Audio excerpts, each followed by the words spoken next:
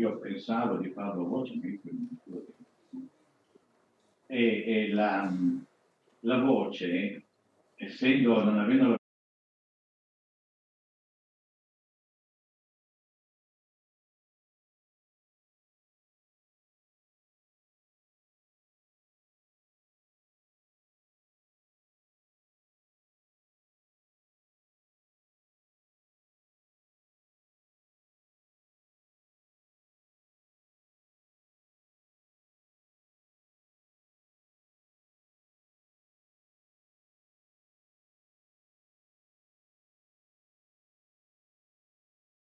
ore, quindi contiamo di concludere in orario, di non tenervi qua più di quanto non aveste previsto. Sta arrivando adesso, come vedete, stanno arrivando adesso un po' di persone. Aspettiamo ancora qualche minuto e attacchiamo. Grazie.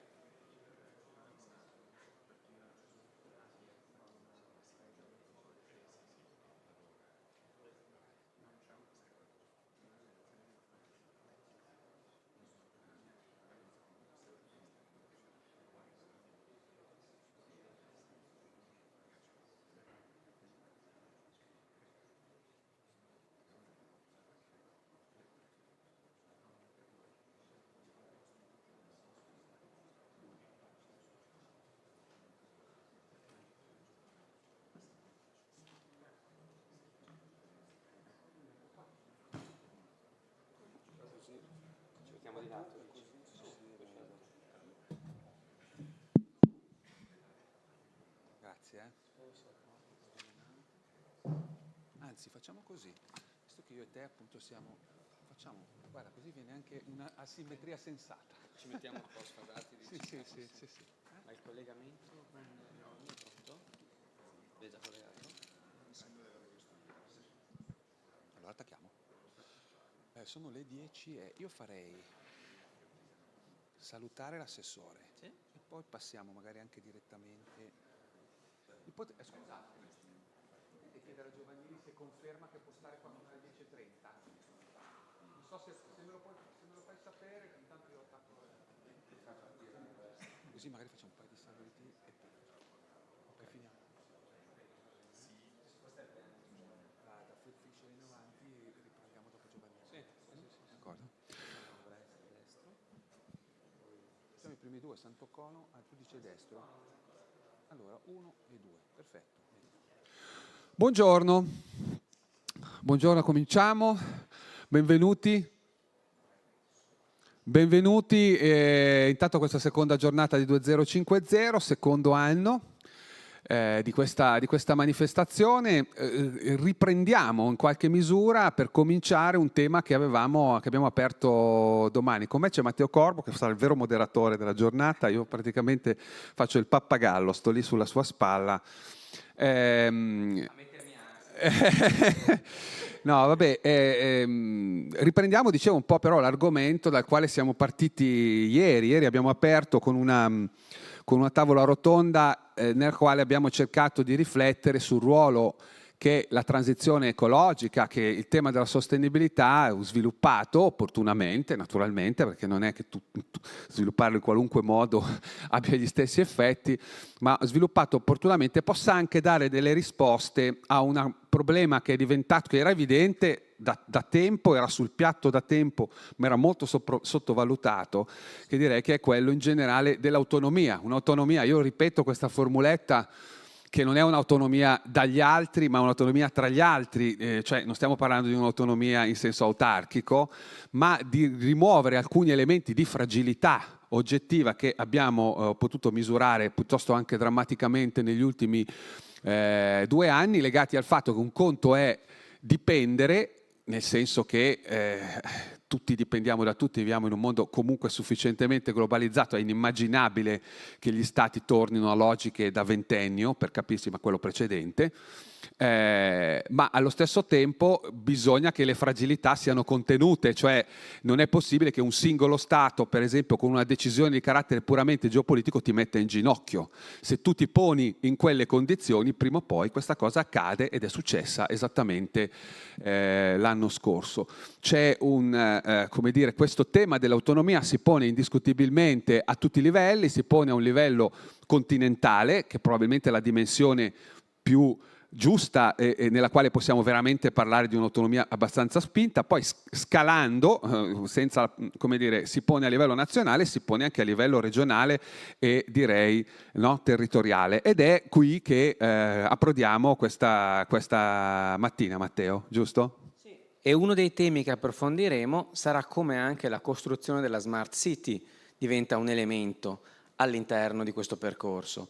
Cioè come la Smart City, la città intelligente, è elemento di autonomia per il nostro territorio e volano di sviluppo. Peraltro riprendiamo quello che facemmo già nel corso della seconda giornata l'anno scorso, perché anche lì ci eravamo interrogati sulla Smart City come strumento necessario di sviluppo. Direi allora di partire con i saluti introduttivi e poi con i nostri ospiti per la tavola rotonda. E allora chiedo di raggiungerci qui sul palco ad Antonio Bressa, assessore alle attività produttive del Comune di Padova. Benvenuto.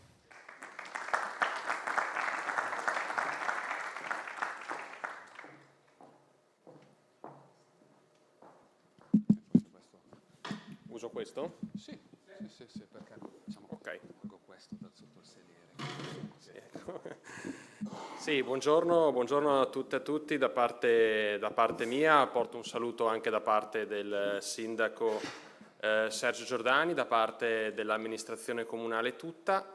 È un piacere essere qui con questa seconda edizione di 2050 e un benvenuto per questa seconda giornata di lavori. Noi siamo molto orgogliosi come amministrazione comunale che questo appuntamento, che questo evento si tenga a Padova, e quindi questa è l'occasione per ringraziare tutti i partner che hanno reso possibile questa iniziativa, quindi in primis Assoesco, lo studio Phil Fisher, il nostro partner tecnico che è Advertendo, e poi tutti i soggetti che hanno contribuito sostenendo l'iniziativa a renderla possibile. In primis un grande ringraziamento a quello che è un nostro partner di tutti i giorni, quindi il gruppo ERA con Est Ambiente, con ACKSAPS Amga e tutte le società del gruppo che lavorano quotidianamente con noi.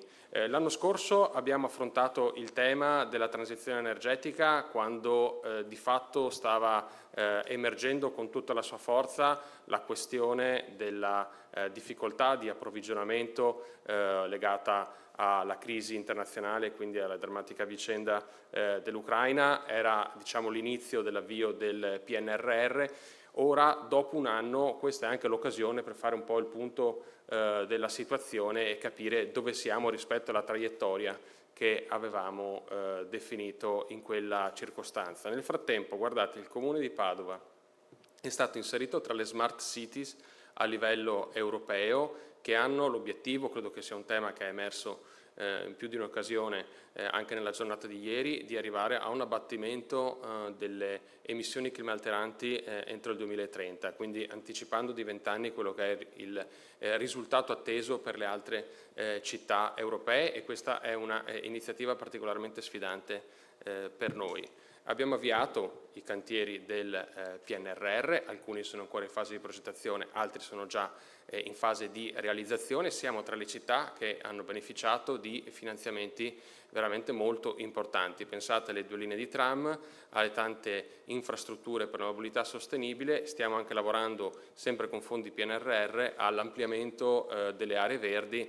Vedevo qui in sala il nostro dirigente del settore verde, Ciro degli Innocenti, con il quale stiamo lavorando all'ampliamento del Parco Iris. Solo per fare questo esempio, 2 milioni di euro della Comunità Europea che mettiamo per ampliare la dotazione di verde della città. Poi siamo stati costretti, perché nel bene e nel male questo aumento dei prezzi ha spinto tutti a delle politiche molto forti e innovative, abbiamo realizzato un piano, abbiamo definito un piano per il risparmio energetico del Comune di Padova, per aumentare l'approvvigionamento da energia solare, in particolar modo sfruttando tutte le superfici che abbiamo a disposizione. È importante che questo lavoro sia un lavoro confrontato, discusso, elaborato in sinergia con tutti gli stakeholder che ruotano attorno a noi. La fortuna in questi 3 giorni di avere stakeholder nazionali di primo livello, stakeholder locali molto importanti. Assieme a loro dobbiamo fare un percorso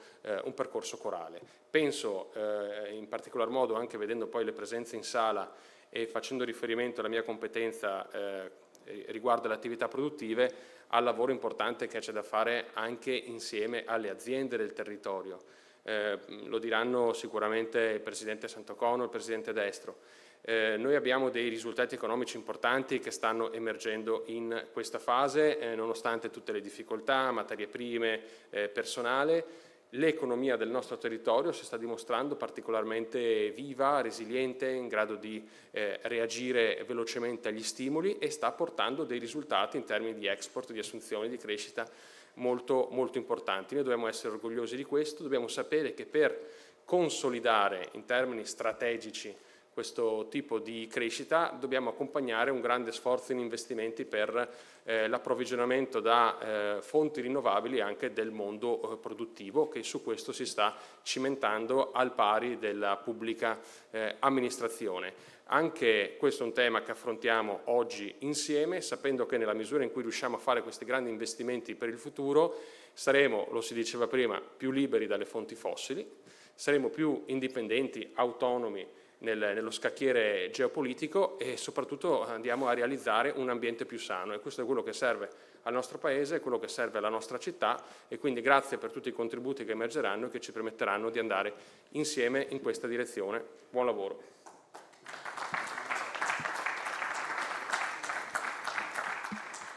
Bene, procediamo adesso con i saluti introduttivi di Antonio Santocono, Presidente della Camera di Commercio di Padova. Benvenuto.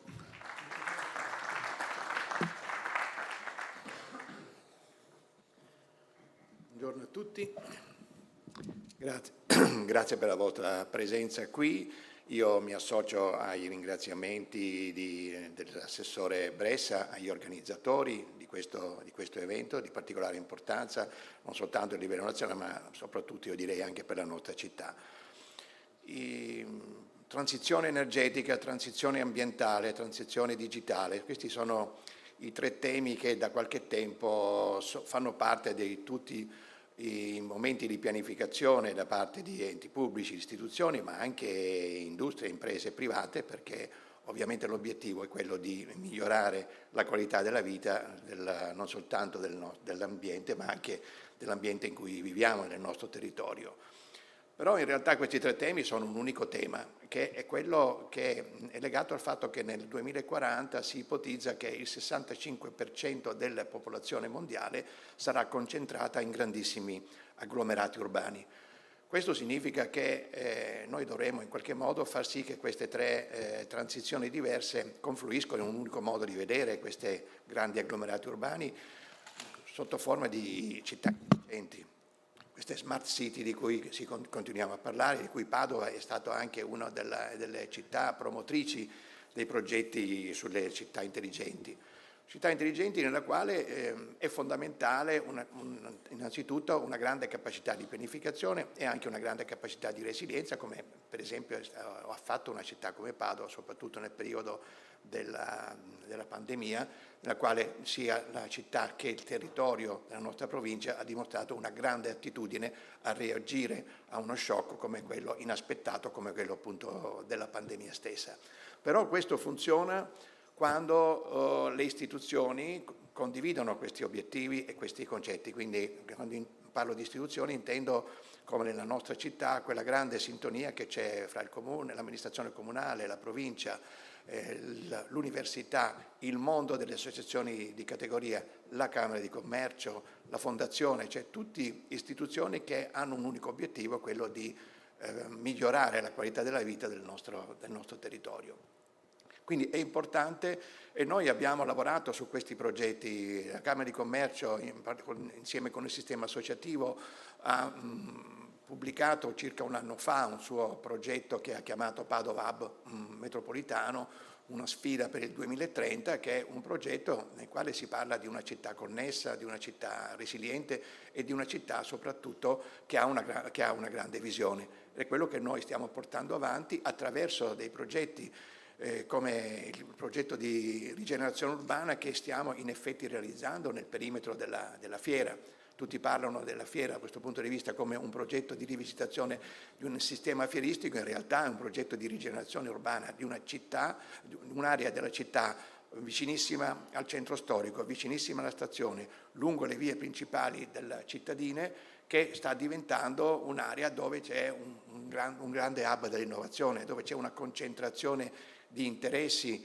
del mondo delle imprese ma anche delle istituzioni per sviluppare attività di trasferimento tecnologico, di sviluppo di attività di ricerca e così via, per dare questa nuova visione. Progetto che adesso in questi giorni si sta anche concretizzando in una serie di scelte che sono legate anche allo stesso piano ambientale, piano economico della fiera stessa, che prevede la realizzazione di un sistema fotovoltaico che dovrebbe riguardare una superficie che supererà i 30.000 metri quadrati, che fa sì che questo hub dell'innovazione possa diventare anche una comunità energetica. Pensate a un contesto dove abbiamo da un lato i centri di ricerca con le imprese, dall'altro lato abbiamo l'università, con tutte le sue strutture di riferimento, la facoltà di ingegneria che viene costruita all'interno del perimetro fieristico e così via. Questo è già un progetto di rigenerazione urbana che è anche significativo della sostenibilità. Sostenibilità sono i pannelli fotovoltaici e questa capacità di diventare una comunità energetica. Altrettanto importante è quello che stiamo facendo con una nostra partecipata della Camera e del Comune relativamente all'Interporto, perché l'Interporto è una realtà ormai da molti anni di eccellenza del nostro territorio, dove l'intermodalità è diventato anche uno dei luoghi di presentazione di questo modo di operare nel trasporto anche a livello nazionale, ma è quello che ha investito moltissimo sull'innovazione. Cito quello che è emerso in alcuni eventi anche recentemente, Una volta un autotreno che entrava nell'interporto tra il momento di carico, scarico e uscita impiegava circa 3 ore. Adesso con tutte le tecnologie avanzate innovative impiega 28 minuti. In 28 minuti riusciamo a far entrare un camion, scaricarlo o caricarlo e farlo uscire direttamente dalla nostra struttura. Quindi questa è una città intelligente, questa è una città che ha capito da un lato che non possiamo più consumare territorio, e di qui i progetti di rigenerazione, dall'altro non possiamo pensare a un sistema di trasporti che viaggi soltanto su gomma, ma dobbiamo pensare a un sistema di trasporti che viaggi soprattutto su rotaia, come avviene già in altri paesi del mondo.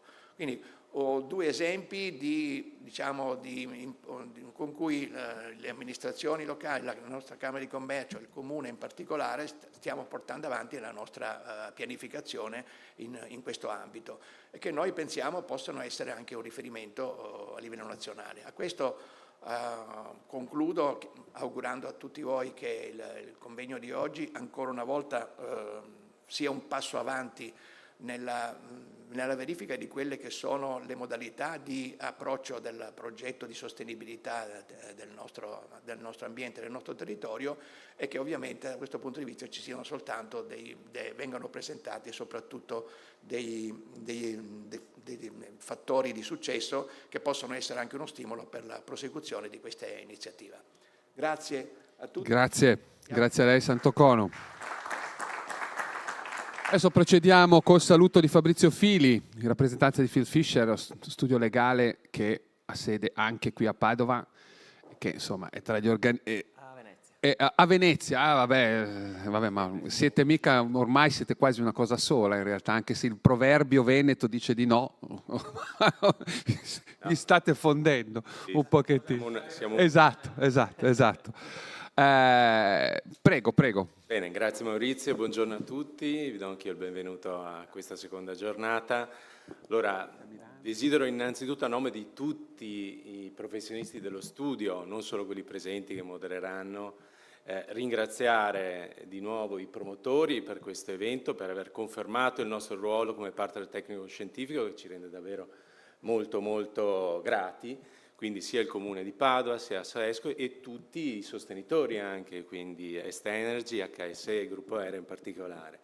Allora, ci tengo a ribadire che per noi essere a fianco di questi importanti player, sia a livello pubblico che a livello privato, è una grande conferma per il nostro studio. Il nostro studio è uno studio italiano, appartiene a un network internazionale, ma come ricordava Maurizio siamo molto vicini, abbiamo una sede a Venezia, a Bologna, Milano, Torino, Roma, quindi cerchiamo di essere quanto più capillari possibili nei nostri servizi, e uno dei servizi su cui abbiamo molto puntato, molto investito è proprio quello dedicato all'assistenza agli enti su tematiche energy e di sostenibilità. È stato un investimento fatto in tempi non sospetti, da molti anni abbiamo una struttura di professionisti che è in grado di affiancare qualunque realtà per tutti i profili che possono riguardare gli sviluppi di progetti così moderni, innovativi e strategici per la collettività.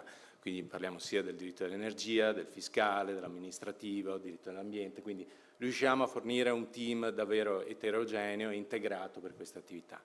Quindi per noi è una grande conferma essere di nuovo qui, come l'anno scorso, come partner. Dall'altro lato, vedere tutte queste realtà del territorio che hanno sostenuto questo evento ci fa ancora più piacere, perché ci riconosciamo, vediamo che siamo con i nostri clienti talvolta la stessa squadra. Questo garantisce quelle sinergie importanti che permettono a qualunque progetto di realizzarsi quando cioè l'ente e anche chi presta il servizio si riconosce in un obiettivo che è un obiettivo per la comunità.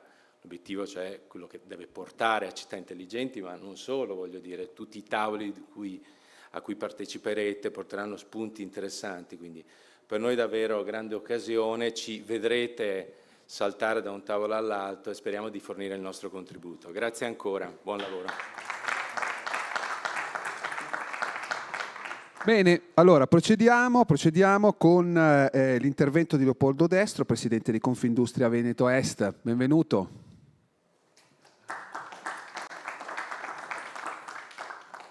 Buongiorno a tutti, grazie per l'invito e soprattutto complimenti per l'iniziativa che casca in simultanea in realtà alla nostra settimana della sostenibilità, anche noi alla seconda edizione che sta avendo anche lei la sua terza giornata nella provincia di Treviso, un bellissimo evento da parte nostra, un bellissimo evento anche il vostro e un ringraziamento al Comune di Padova e a Soesco e ovviamente Dottor Giovannini, a mi ERA. sente? Ma la mia speranza in realtà è quella di poter Dottor magari Giovannini? fare un unico grande evento sul mondo della sostenibilità e lavorare in sinergia. Ok, perché ora penso che la sia sentiamo. questo l'obiettivo e provare a lavorare in Dottor Giovannini, energia sul, buongiorno. sul Volevamo tema capire a che ora così si deve importante disconnettere, alle della 10:30, sostenibilità. corretto? Esattamente, forse Sì. l'evento Ok, quindi le diamo la successivo parola che- subito dopo questo Eventi intervento. che cascano tra Va l'altro bene, in un d'accordo. momento Va bene, grazie mille, grazie. storico, Grazie. in un momento che ha una coincidenza purtroppo inquietante, perché martedì è cascato l'Overshoot Day italiano e quindi l'Overshoot Day significa che l'Italia al 15 maggio di quest'anno ha esaurito le risorse naturali a disposizione. Ricordo che l'Overshoot Day del 1972 cadeva al 17 dicembre, il che vuol dire che non abbiamo fatto passi avanti, ma abbiamo fatto purtroppo tanti passi indietro. E quindi stiamo continuando ad mangiare risorse naturali del nostro territorio e andando avanti così, purtroppo il 2050 rischia di essere un traguardo dove non arriviamo vincenti, ma arriviamo perdenti. Quindi io penso che questi siano eventi che fanno bene e che devono stimolare tutti gli stakeholder del territorio per andare a raggiungere obiettivi importanti. Obiettivi che non riguardano solo il mondo dell'ambiente, perché il tema in generale è quello delle ESG, cioè noi arriviamo al 2050 se siamo preparati in tutte le tre lettere della sostenibilità come il tema vuole riguardare. E quindi lei di environment, dove sicuramente il mondo delle aziende sta facendo la propria parte, penso che 2 aziende su 3 si stanno e si sono munite di politiche ambientali forti all'interno delle proprie aziende. La Confindustria appoggia e supporta il percorso delle aziende e quindi sul fronte dell'ambiente siamo, diciamo, a buon punto. Sicuramente non siamo a buon punto, invece, purtroppo, sull'aspetto sociale e di governance. Sulla S di sociale molto c'è ancora da fare e un obiettivo forte da parte di Confindustria Veneto Est è quello di essere un partner, un attore protagonista sulla parte sociale, perché, e lo continuiamo a dire forte, non possiamo essere solo sostenibili all'interno delle nostre aziende, ma dobbiamo essere sostenibili all'interno di un territorio che è molto più ampio e più vasto.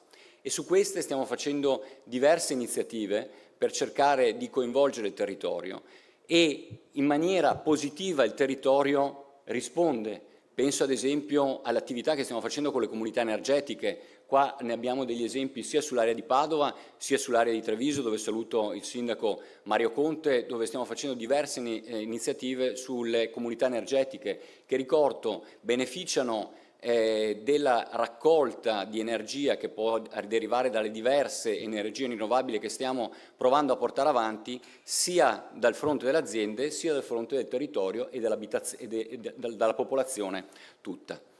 Per quanto riguarda il tema dei capannoni, io reggo rigenerazione. Ecco, noi abbiamo fatto un progetto anche qua sulle 4 province, Padova, Treviso, Venezia e Rovigo, perché ricordo che Confindustria Veneto Est coinvolge le 4 province e quindi Feldfischer la sentiamo nostra, insomma, gioca nel nostro territorio pur essendo di Venezia. Dicevo, abbiamo fatto un importante progetto che è Capannoni on-off, cioè abbiamo fatto una mappatura di tutti i capannoni esistenti nei 4 territori, vedendo quelli che sono attivi e quelli che non sono attivi. Su quelli che sono attivi bene e cerchiamo di ottimizzare le politiche ambientali, su quelle che non sono attive cerchiamo invece di renderli utili alla comunità e quindi in primis magari poterli sfruttare per metterci pannelli fotovoltaici sopra il proprio tetto. Quindi tutte attività, i capannoni on-off, che vanno proprio nella rigenerazione e di non consumare ulteriore suolo. Poi abbiamo il tema della G, della governance, altro tema fondamentale e importante, perché le nostre aziende sono sostenibili se avranno un futuro davanti, e quindi il tema della governance riguarda non solo una continuità aziendale, dove come Confindustria Veneto Est abbiamo aperto un desk imprese familiari che ha lo scopo di aiutare il passaggio generazionale tra una generazione e l'altra, sotto le diverse prospettive di cambio di governance, e poi purtroppo anche aiutare le aziende che non hanno un passaggio generazionale pronto o che non esiste per niente, quindi cercare di accompagnare le aziende nella continuità del proprio fare, non perdere il genius loci che si crea in quel territorio e quindi essere a supporto della comunità, perché non venga perso un patrimonio importante che riguarda tutta la società. Quindi io penso che il tema della sostenibilità non debba riguardare singoli attori, ma deve essere un lavoro fatto d'insieme, con pubblico e privato che collaborano in maniera forte, perché il 2050 purtroppo è vicino e noi dobbiamo essere pronti per arrivare a quel traguardo in maniera vittoriosa e non perdente. Grazie. Grazie. Buon lavoro a tutti. Grazie Leopoldo Destro. Abbiamo in collegamento, ci ha raggiunto Enrico Giovannini, direttore scientifico di ASVIS. Benvenuto, vedo che è in viaggio. Buongiorno, buongiorno, spero mi sentiate bene. Il traffico di Roma è stato più elevato del previsto e quindi non sono ancora arrivato nel luogo in cui pensavo di collegarmi. Spero comunque che la linea sia buona e Sì, la sentiamo bene. La vediamo e la sentiamo. La vediamo e la sentiamo. Perfetto. Grazie di questo invito, ma soprattutto grazie di questa iniziativa che avete assunto, un'iniziativa perfettamente in linea con il valore e con gli obiettivi del Festival Italiano dello Sviluppo Sostenibile che si sta svolgendo in tutta Italia. Quasi 1000 eventi nei 17 giorni dall'8 al 24 maggio che richiamano i 17 obiettivi di sviluppo sostenibile. Concluderemo alla Camera dei Deputati mercoledì prossimo proprio per consegnare alle istituzioni il frutto di questa riflessione, a cui aggiungo naturalmente anche quello che ho sentito poco fa dai due interventi precedenti, che mi hanno fatto molto piacere, perché è evidente che anche il tessuto delle imprese e delle associazioni di categoria ha capito fino in fondo la sfida che abbiamo davanti e la complessità della sfida. Una complessità che vedrà, grazie alle nuove iniziative europee, le nuove regole di rendicontazione, un salto quantico, come si dice, a partire dal 2024, visto che anche le medie imprese saranno tenute a fare rendicontazione di sostenibilità. Per fortuna non si chiama più non finanziaria, ma proprio di sostenibilità, e soprattutto dovranno farlo lungo la filiera. Ed è qui dove i problemi maggiori rischiano di fermare o di rendere questo esercizio puramente formale. Infatti, come già nel 2016, quando la regolamentazione europea ha obbligato le grandi imprese a fare rendicontazione non finanziaria, il problema più grande delle imprese era proprio monitorare la filiera.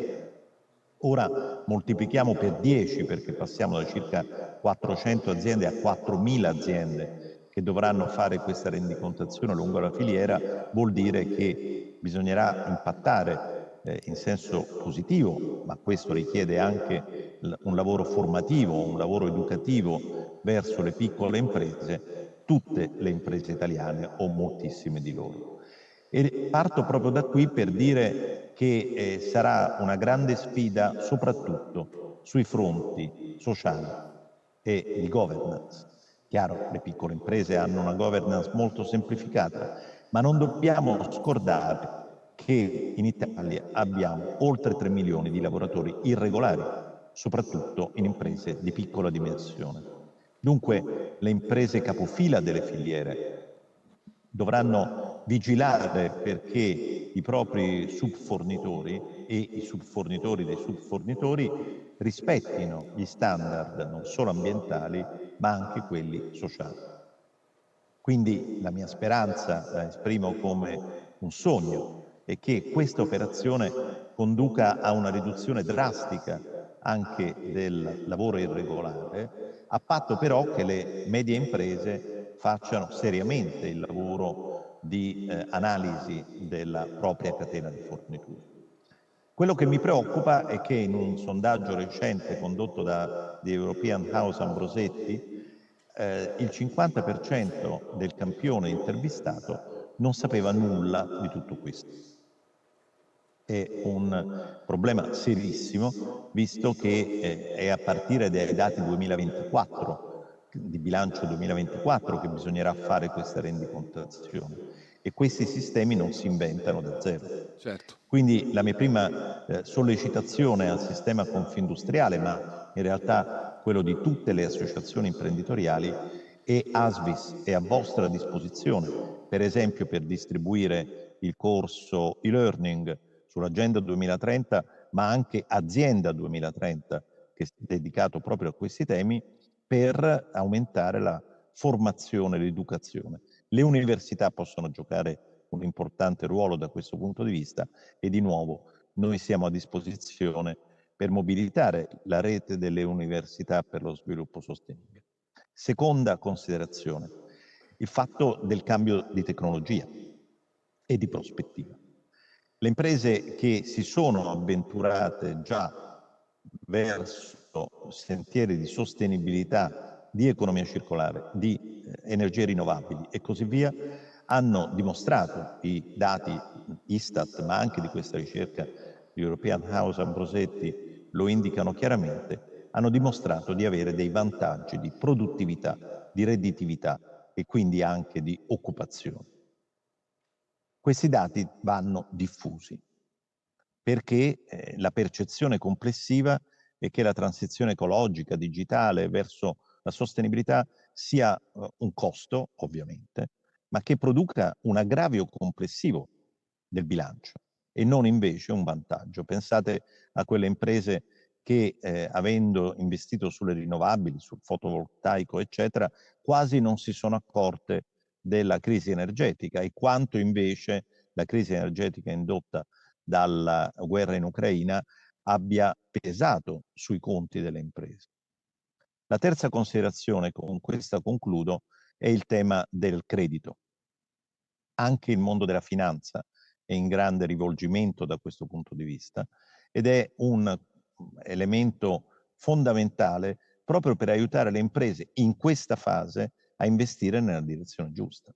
Il rischio di credit crunch con l'aumento dei tassi di interesse colpirebbe le imprese proprio nel momento in cui sono chiamate le imprese a fare il salto di qualità in termini di investimenti verso la sostenibilità di cui stiamo parlando. Anche qui dunque è importante lavorare con gli istituti di credito e le altre istituzioni finanziarie per evitare che le difficoltà del credito colpiscano in particolare la transizione. Ecco, credo che questi siano elementi importanti insieme, con questo chiudo proprio, al tema del greenwashing e del social washing, un pericolo molto elevato, ne abbiamo discusso ieri proprio negli eventi di Milano dedicati alle imprese, perché rischiano di far perdere credibilità a tutto il processo, ma anche di creare una concorrenza sleale nei confronti di quelle imprese che invece seriamente stanno investendo in questa direzione.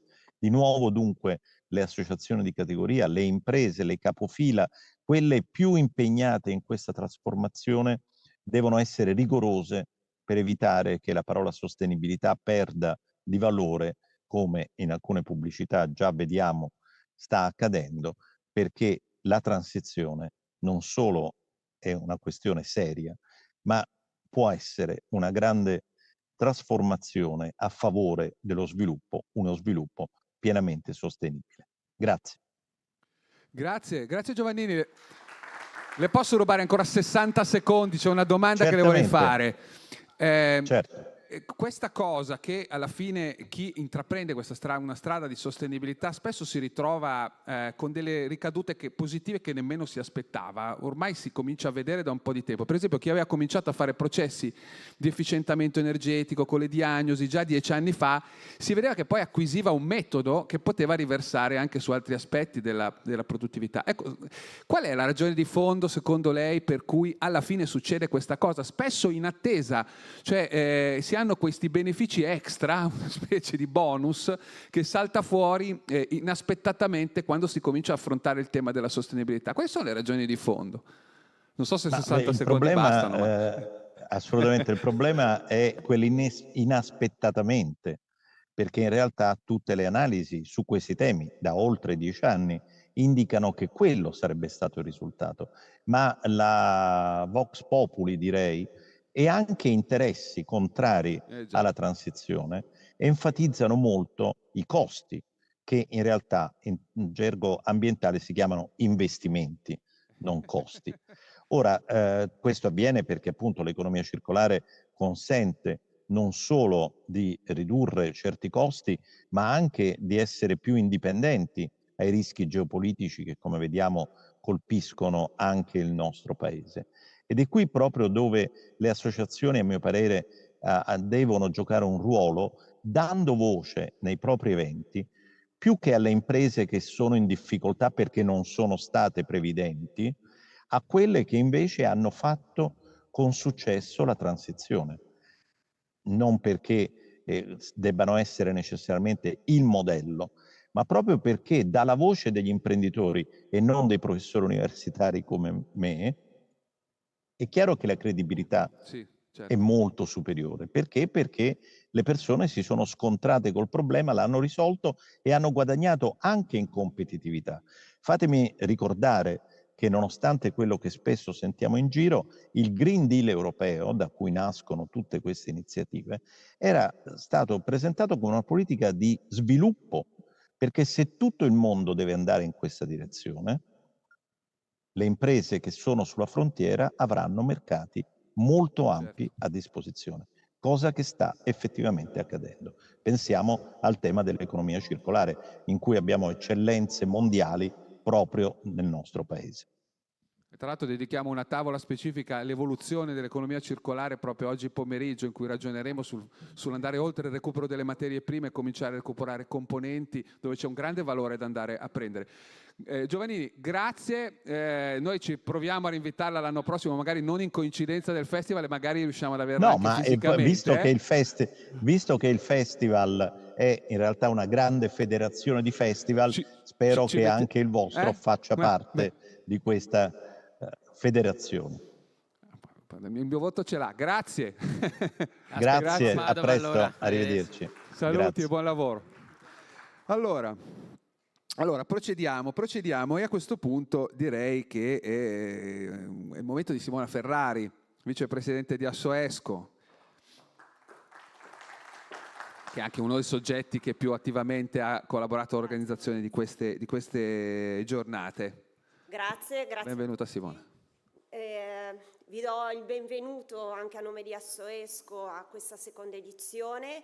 Credo che i lavori sono già iniziati ieri, ma sicuramente sarà una 3 giorni di un acceso dibattito sui temi dell'energia, della sostenibilità, dell'efficienza. Pensavo prima che 3 anni fa noi ci siamo incontrati, quindi con i cofondatori, che ringrazio, lo Studio Legale Fischer, il Comune di Padova, per dire come possiamo portare all'attenzione di tutti, all'attenzione del Comune di Padova, del territorio, i temi che ci vedono direttamente impegnati tutti i giorni. Per cui ringrazio anche quest'anno nuovamente il gruppo ERA, HSE e Est Energy per aver abbracciato con noi questo progetto. Che dire, i contributi precedenti sono stati molto costruttivi. Quello che dico è, noi ogni giorno siamo chiamati a essere un po' gli attori del cambiamento, che deve quindi rivolgersi non solamente alle imprese, ma anche le associazioni, tutti gli stakeholder, i cittadini stessi, per contribuire attivamente a quello che è e quello che sarà il nuovo futuro dell'efficienza, della sostenibilità. Quindi insieme possiamo fare di progetti e di idee innovative, ce ne sono tantissime, però è necessario che ci sia anche un contesto normativo, regolatorio chiaro e stabile, perché pensiamo ad esempio al tema delle comunità energetiche o ai progetti del PNIEC, che sono sicuramente virtuosi, ma è necessario veramente che ci sia una coralità di intenti perché queste vengano messe a terra. Lato della nostra associazione noi siamo continuamente chiamati a essere un po' e a diffondere quello che è il concetto della cultura dell'efficienza energetica e di finanza innovativa. Questi sono degli elementi essenziali che si riversano quotidianamente nelle azioni che noi abbiamo verso i nostri clienti, che siano industriali, pubbliche amministrazioni, per favorire quello che è, come dicevi tu Maurizio prima, uno sviluppo dell'efficienza energetica e delle ripercussioni positive anche a medio e a lungo termine, per essere poi promotori di quello che è l'autoconsumo, di conseguenza una miglior riduzione del carico della nostra rete elettrica, una riduzione poi quindi del costo delle bollette dei consumatori finali. Tutto questo contribuirà a quello che saranno il raggiungimento degli obiettivi 2030 e 2050.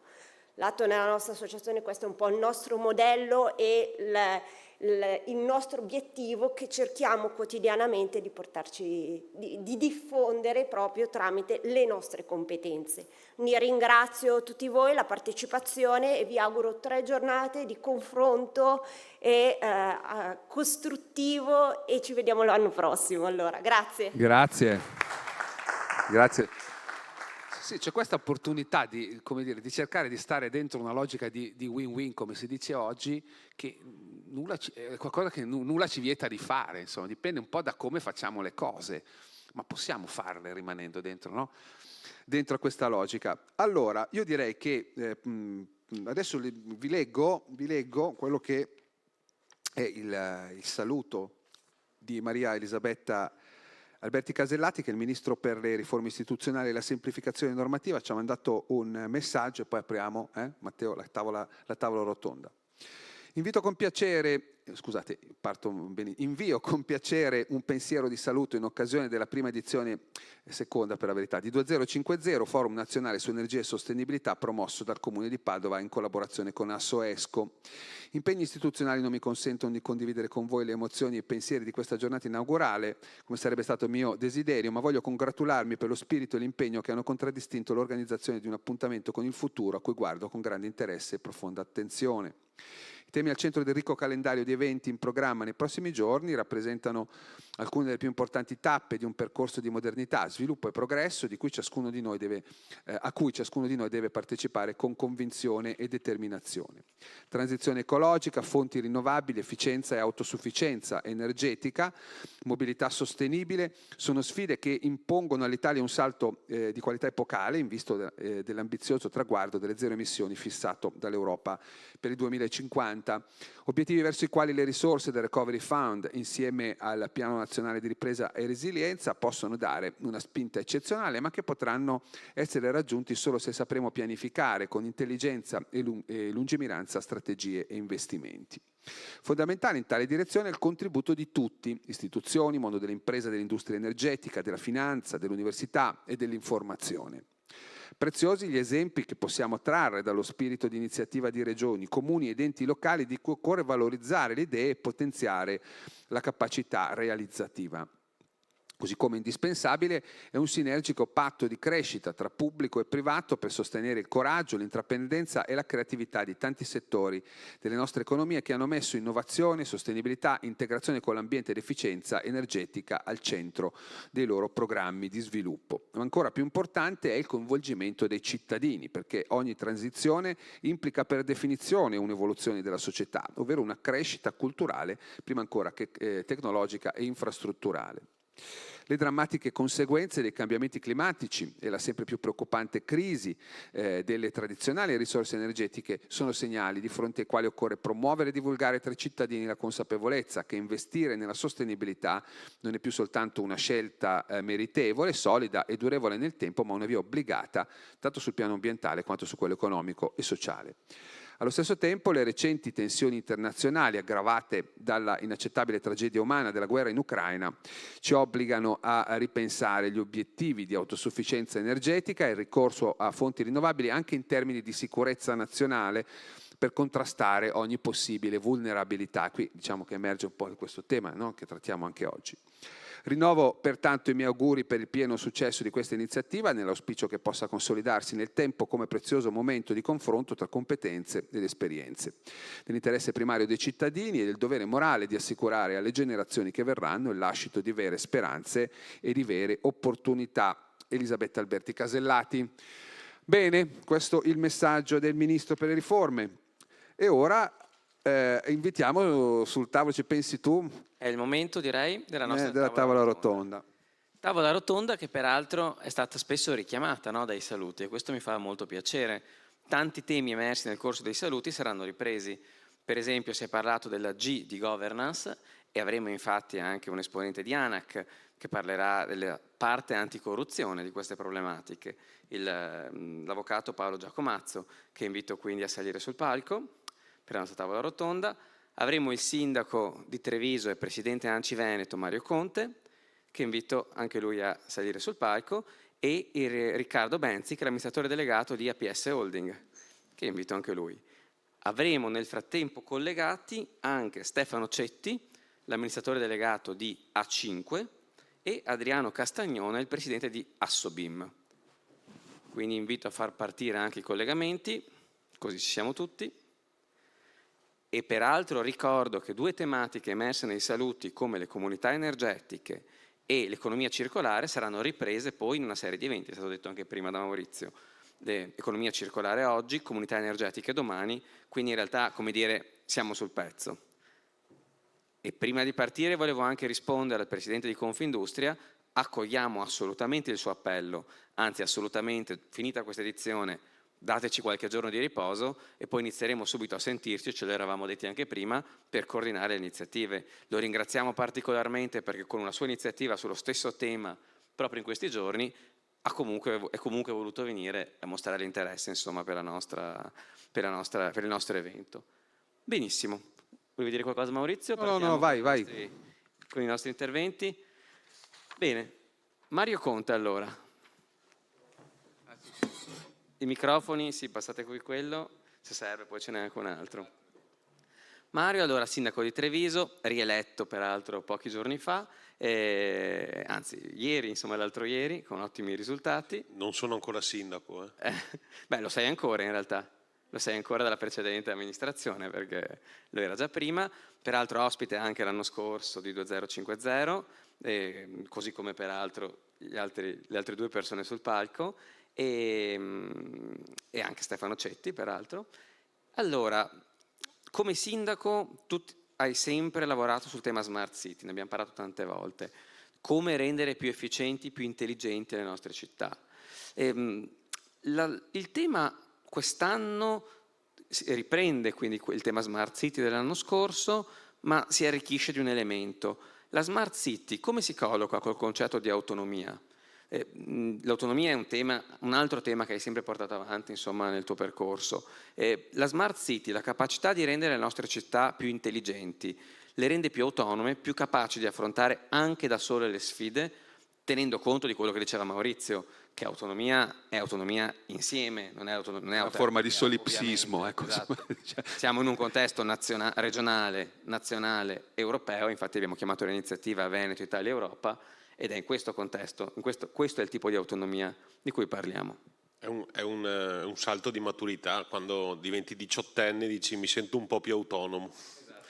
Ecco, in questo senso. Intanto grazie per l'invito, ci tenevo ad essere qui proprio per la qualità dell'iniziativa e la qualità anche di tutti i relatori, quindi complimenti.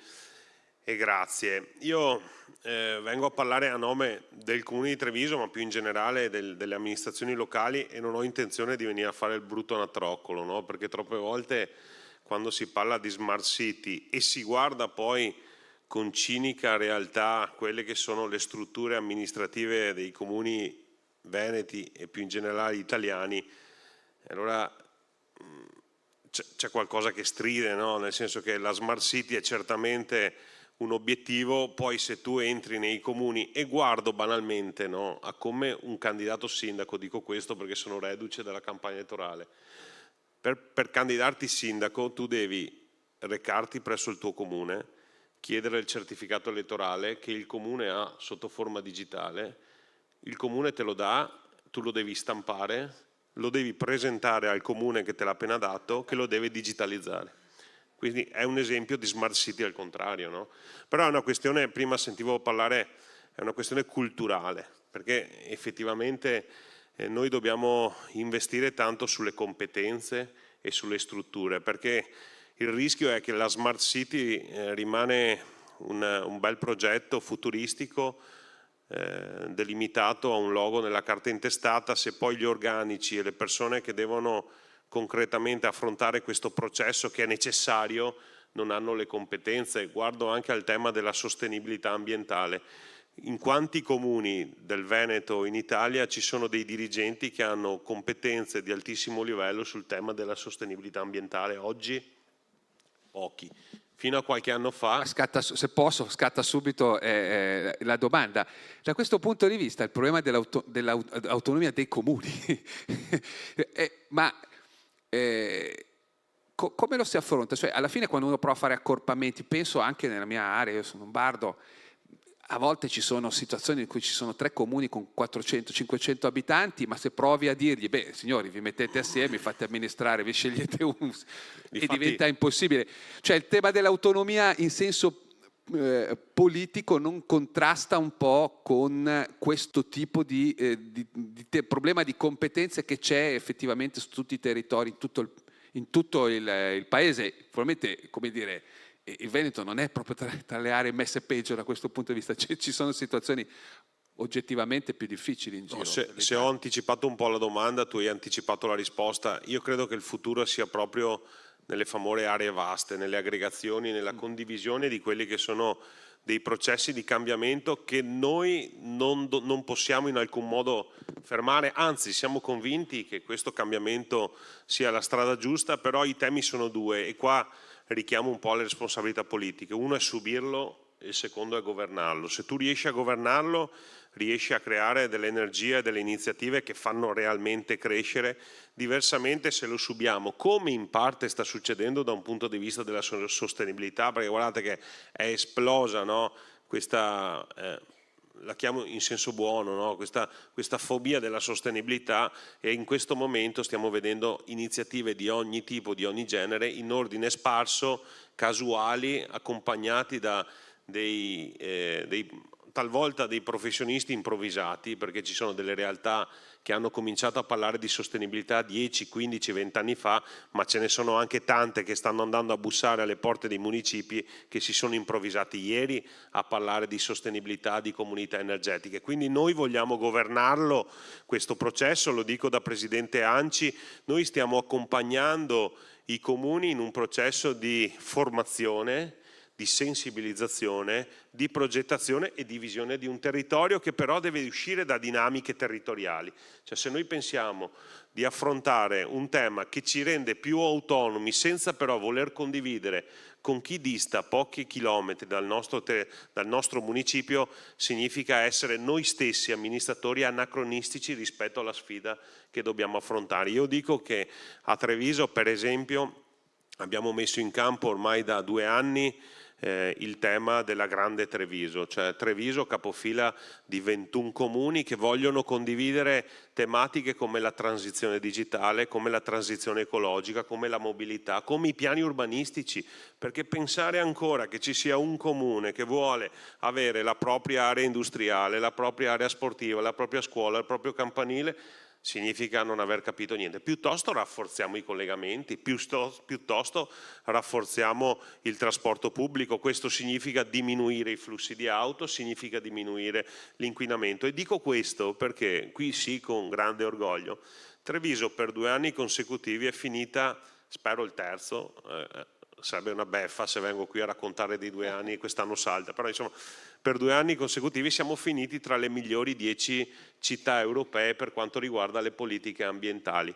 Ma lo dico con orgoglio, ci sono delle azioni amministrative e politiche che però sono iniziate 20 anni fa. Noi non potremmo essere oggi seduti al tavolo dei migliori se 20 anni fa qualcuno con lungimiranza non avesse cominciato un seppur lento processo di cambiamento culturale.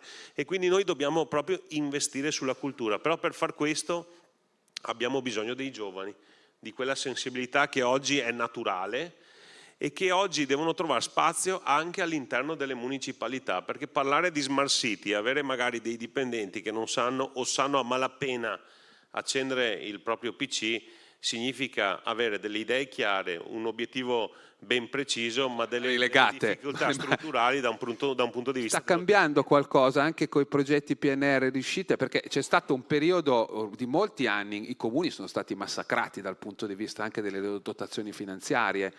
Cioè, non solo quelle ambientali, penso ai temi culturali, sono spariti quasi completamente dalle attività di molti comuni, perché si devono scegliere fra tenere in piedi la scuola e fare concerti, ovviamente non è una scelta. Questo tema si sta affrontando, si è capito, bisogna ricominciare ad assumere che bisogna investire o ancora non ci siamo? No, allora certamente lo abbiamo capito tutti, questo non significa però che si stia agendo per risolvere no, questo volevo capire. Tant'è che secondo me serve in questo momento urgentemente una riforma degli enti locali, nel senso che oggi noi governiamo delle strutture che sono fuori dal tempo, sono anacronistiche, con degli strumenti che non sono né al passo con le sfide che dobbiamo giocare, però quantomeno la consapevolezza e la volontà di cambiare c'è, e quindi noi ci stiamo impegnando tanto da questo punto di vista. Vi faccio un esempio proprio per farvi capire come tutta la comunità, ma soprattutto le forze politiche, devono cambiare la questione mentale. La sostenibilità è culturale, cioè non è una delibera del sindaco, è una questione culturale, perché Treviso proprio in questi mesi abbiamo cominciato il più grande intervento di bonifica ambientale della storia della città, cioè un ex discarica da 160.000 metri quadri che ha ottenuto un finanziamento da parte della Regione Veneto per creare un bosco urbano e un primo parco fotovoltaico da 1 megawatt che di fatto dà inizio al processo delle comunità energetiche, della condivisione delle energie rinnovabili. Mi sono ritrovato portato in tribunale dal solito comitato del no a tutto per la tutela dei fagiani. Allora io dico, in questo momento certamente i fagiani vanno tutelati, tant'è che questa mattina prima di venire qui sono andato a vedere che stiano bene, perché adesso ho anche un po' di ansia per la loro salute. Però voglio dire, se a fronte di un progetto che ha un impatto ambientale così importante, così innovativo, ancora ci troviamo a dover affrontare delle perdite di tempo, di denaro e di risorse, di energie per far fronte a delle posizioni ideologiche che sono il no, perché nasce da questa amministrazione, cioè perché io credo che coloro che mi hanno portato in tribunale in realtà dei fagiani poco importa, l'importante era rallentare il processo. Mi sono trovato anche su Canale 5 perché ho creato uno shock ai fagiani. Su Canale 5 non mi ha invitato a parlare del parco fotovoltaico o della rigenerazione dell'ex discarica, ma per parlare dello shock portato ai fagiani. Capite che è una questione culturale. Questa va affrontata, secondo me, con grande responsabilità e con grande spirito di collaborazione anche dalla politica, dove a fronte di un obiettivo che è comune per tutti e che noi non riusciremo a fermare, la politica deve unirsi e non dividersi. Grazie. Mario, una cosa velocissima. Hai parlato della Grande Treviso, che è un progetto di aggregazione importante. C'è un altro progetto che aleggia sul Veneto. Parlava prima a Destro di come Confindustria copra 4 province, no? E quindi vada oltre la dimensione provinciale. E di come noi, appunto, io sono di Padova, lavoro a Venezia, sono, come sai, spesso anche a Treviso. Forse anche su questo piano c'è stato il tema della città metropolitana più ampia, no? La Patrevé o forse anche diversa come composizione.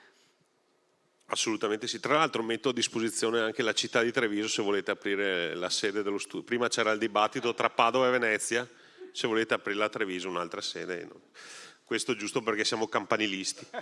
No, però dobbiamo uscire dalle dinamiche campanilistiche. Campanili sì, campanilismi no. Però io sono assolutamente favorevole a ogni forma di aggregazione. Io credo che quando tu condividi un processo, quando tu ti siedi allo stesso tavolo per generare iniziative di crescita, tutto sia positivo, nel senso che io sono probabilmente, anzi senza probabilmente, sono la città più piccola tra Padova, Venezia e Treviso, sono probabilmente la città meno conosciuta, sono forse anche la città da un punto di vista mediatico meno attrattiva, ma non mi spaventa l'idea di sedermi a un tavolo che consente alla mia comunità di crescere.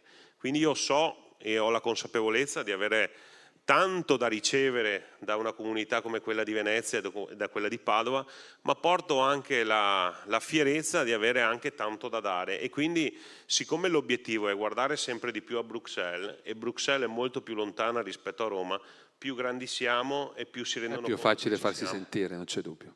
Questo direi che è un bel esempio del tema autonomia, ma in una dimensione anche europea.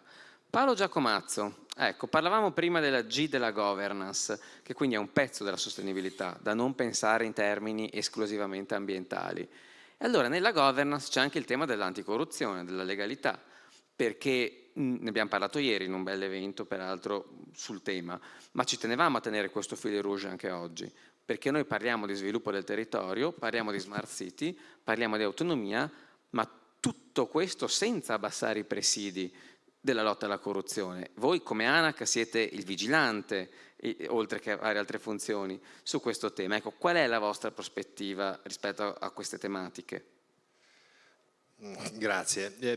Innanzitutto volevo ringraziare gli organizzatori, l'ho già fatto ieri, lo faccio anche a nome del Presidente Busia che oggi avrebbe dovuto essere qui ma non era purtroppo impossibilitato per motivi istituzionali. Cerco di rispondere a questa domanda. Dobbiamo riprendere un po' il discorso che ha fatto il Presidente Conte su alcuni aspetti, perché noi dobbiamo anche ricordarci che gli enti pubblici in generale si trovano ad affrontare una serie di difficoltà che sono innegabili. Noi veniamo da 10 anni nell'ambito dei quali non c'è stato un riposizionamento dei pensionamenti, per esempio. In termini di risorse umane, molti enti pubblici si trovano a dover fare i conti con delle strutture che molto spesso non sono adeguate. Quindi quando noi parliamo di anticorruzione, di procedimenti legati all'attività di monitoraggio, di controllo, di mappatura dei processi, eccetera, è chiaro che dobbiamo anche scontrarci con delle realtà. Ieri vi spiegavo cos'erano i responsabili, gli RPCT sostanzialmente, i responsabili per la trasparenza e l'anticorruzione nell'ambito delle singole amministrazioni. Nei comuni molto spesso, anzi, la norma dice che preferibilmente è il segretario comunale. E però dobbiamo anche farci un attimino una riflessione, perché quando parliamo di Padova, Treviso, Vicenza, parliamo di determinate realtà che nell'ottica generale sono anche considerate piccole, ma che sono sempre delle realtà. Io vedo nella realtà italiana una quantità smisurata di segretari comunali a scavalco che arrivano addirittura a 25 comuni. Allora, che capacità avrà quel segretario comunale nominato anche RPCT e quindi che dovrebbe gestire tutta l'attività di anticorruzione, di porre in essere un'effettiva gestione? Queste sono le criticità di fronte alle quali noi ci dobbiamo in qualche modo confrontare. E non sono le uniche, perché anche lì io vorrei, se mi sarà possibile, integrazione del piano nazionale di quest'anno, ad esempio, concentrare l'attenzione anche nella parte esecutiva dei contratti. La parte dell'affidamento del contratto è una parte importantissima, per carità, e quindi la scelta del miglior contraente è certamente una fase importantissima per scegliere, nel limite del possibile, il migliore. Ma non dobbiamo assolutamente dimenticare, anche sotto il profilo anticorruzione dei controlli, la fase esecutiva, perché se poi il ponte casca, probabilmente c'è stato qualche problemino anche nei ferri che si sono messi nel ponte nel momento in cui è stato fatto. Se poi si scopre che nell'ambito dell'appalto stradale o autostradale il sottofondo, anziché essere fatto con lo stabilizzatore, è fatto con i rifiuti, qualche problemino sotto il profilo dei controlli inerenti all'esecuzione del contratto, evidentemente qualche problemino c'è. Non è che possiamo nasconderci. No, rifaccio una domanda, tra l'altro ci siamo conosciuti l'anno scorso, ho imparato tante cose, per questo è un ambito che poi sul quale io non sono nessuna expertise particolare. Faccio una domanda che ho fatto ieri. Da cittadino in questo caso, non posso dire certo da esperto, però l'impressione è che il nostro sia un paese che sempre tende a privilegiare la produzione di carta prima rispetto ai controlli poi. Cioè dove le cose sono, noi ci lamentiamo sempre della questione burocratica, no? Però dove ci sono paesi, per esempio abito a 4 km dalla Svizzera e ogni anno tutte le aziende ricevono un controllo fiscale e se lo pagano pure, punto. Cioè hanno una fiscalità molto più semplice, ma poi vengono controllati. A Berlino, ma anche negli Stati Uniti è così, uno sa quali sono le regole edilizie, c'è un regolamento abbastanza semplice, comunicano che di iniziare i lavori, svolgono i lavori, è il loro compito rispettare le regole, senza fare milioni di fogli di carta prima, ma poi casa per casa arriva un ispettore e verifica che tu abbia rispettato le regole, non con lo scopo di crocifiggerti, arrivano e ti dicono, qua però c'è da sistemare questo invece va bene, ripasso fra un mese, così vedo che abbiate aggiustato. È una riflessione, diciamo, ingenua la mia, o ha qualche fondamento e che cosa eventualmente può essere nel ruolo dell'ANAC rispetto a questo tema? Maurizio, anche qui avevo sentito questa domanda ieri che l'avevi fatta a qualcuno, ma vedi, il problema è anche un problema culturale e su questo io insisto. Quello che noi possiamo e dobbiamo fare è anche creare una cultura della legalità. Prima parlavo delle risorse umane, purtroppo non solo sono poche, ma molto spesso sono anche risorse che in parte, lo vedo meno nei più giovani per la verità, ma nei più anziani, spero di non offendere nessuno, vedo che c'è meno sensibilità culturale rispetto alla legalità in senso lato. Allora, tu hai un bel dire, il libera tutti e poi facciamo i controlli, non è così semplice. ANAC si occupa di appalti, perché ANAC è nata nel 2014 e è stato un po' l'accorpamento di più enti diversi. Uno che già in precedenza si occupava di appalti, e un altro che in generale si occupava di anticorruzione e di trasparenza. Nel 2014 tutto insieme, e quindi ANAC si occupa di tutti gli appalti pubblici. Adesso c'è questo grande tema e questa grande sfida della informatizzazione, con il collegamento di cui si parlava ieri di tutte le banche dati, perché anche lì noi abbiamo una banca dati enorme che è la banca dati nazionale di tutti i contratti pubblici. Quando un qualsiasi ente pubblico deve fare una gara è costretto a chiedere ad ANAC un numerino che si chiama CIG e con quel CIG sostanzialmente identifica quella determinata gara. Dopodiché tutti i dati inerenti alla gara e i principali atti di quella gara devono essere caricati nella nostra banca dati e e qui abbiamo la parte dolens, tutta l'attività del contratto, quindi pagamenti, fasi relative all'avanzamento del contratto, eccetera, dovrebbero essere caricate in banca dati.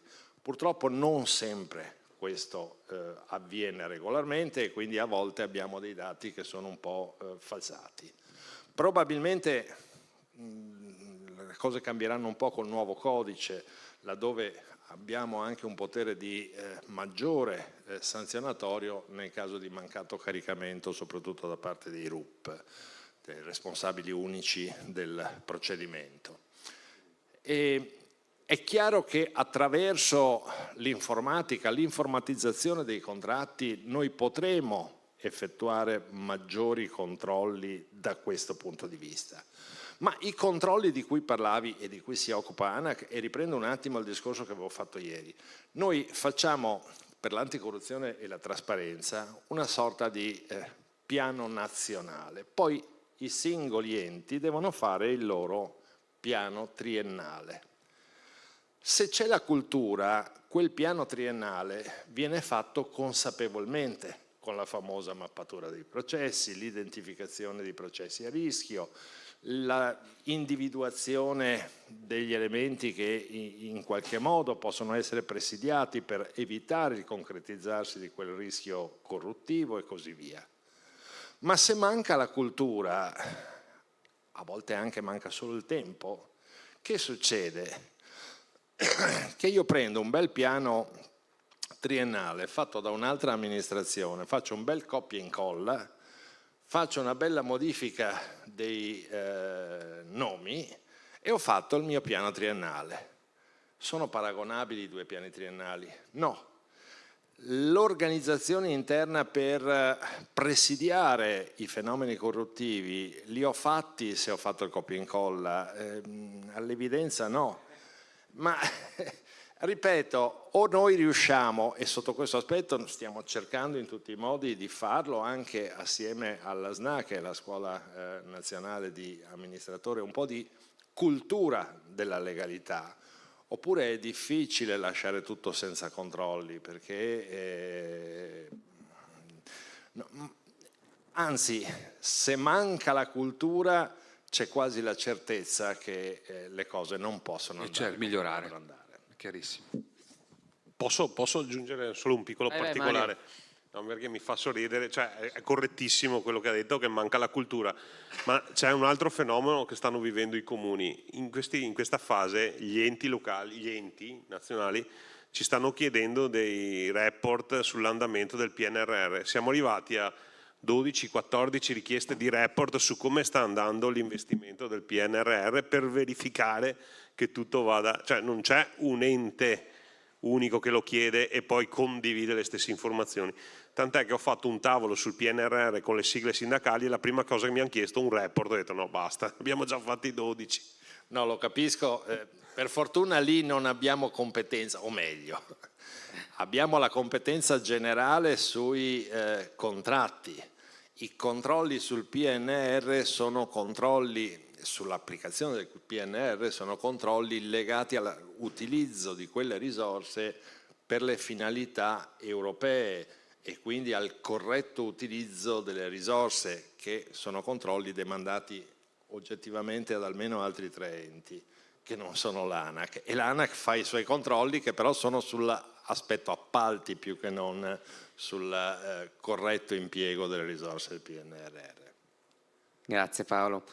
Avrei alcune cose da chiederti, ma per non appesantire, visto che abbiamo già duettato ampiamente ieri, vado avanti con gli altri relatori, poi se riusciamo ci teniamo un po' di dibattito finale. Allora, passerei a uno dei relatori collegati, così insomma vivacizziamo anche rispetto, facciamo aspettare Riccardo Benzic ancora un pochino.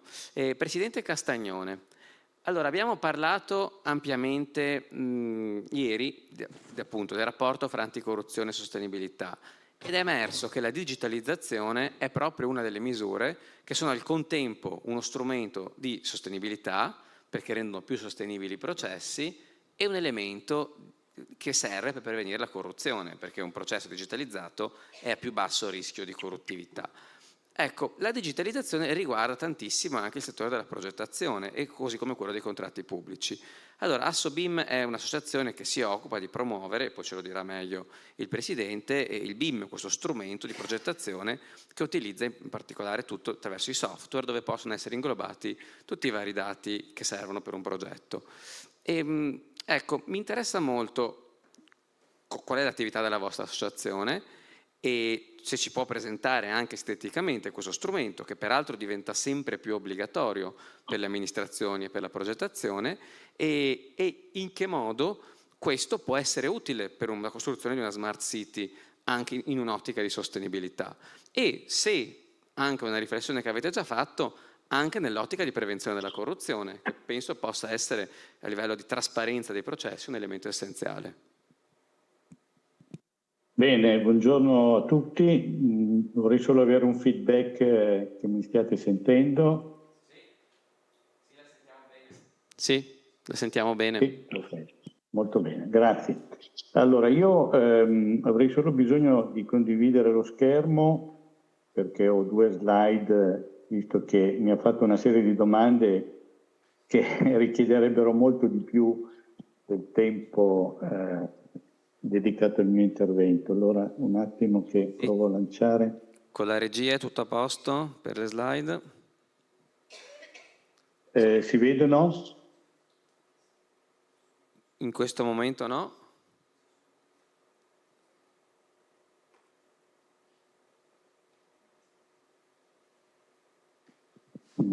Provo se questa è la prima raccontarla slide, così provi a scorrerle. Penso che sia sufficiente.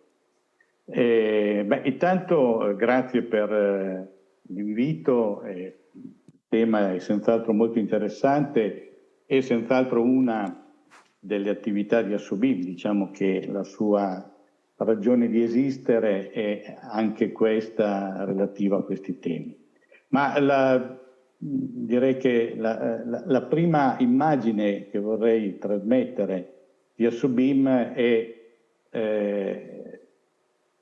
un motto che ci siamo dati perché è nata un po' di anni fa, ma diciamo su uno spirito che ritiene che prima dell'interoperabilità dei software sia necessaria l'interoperabilità delle persone.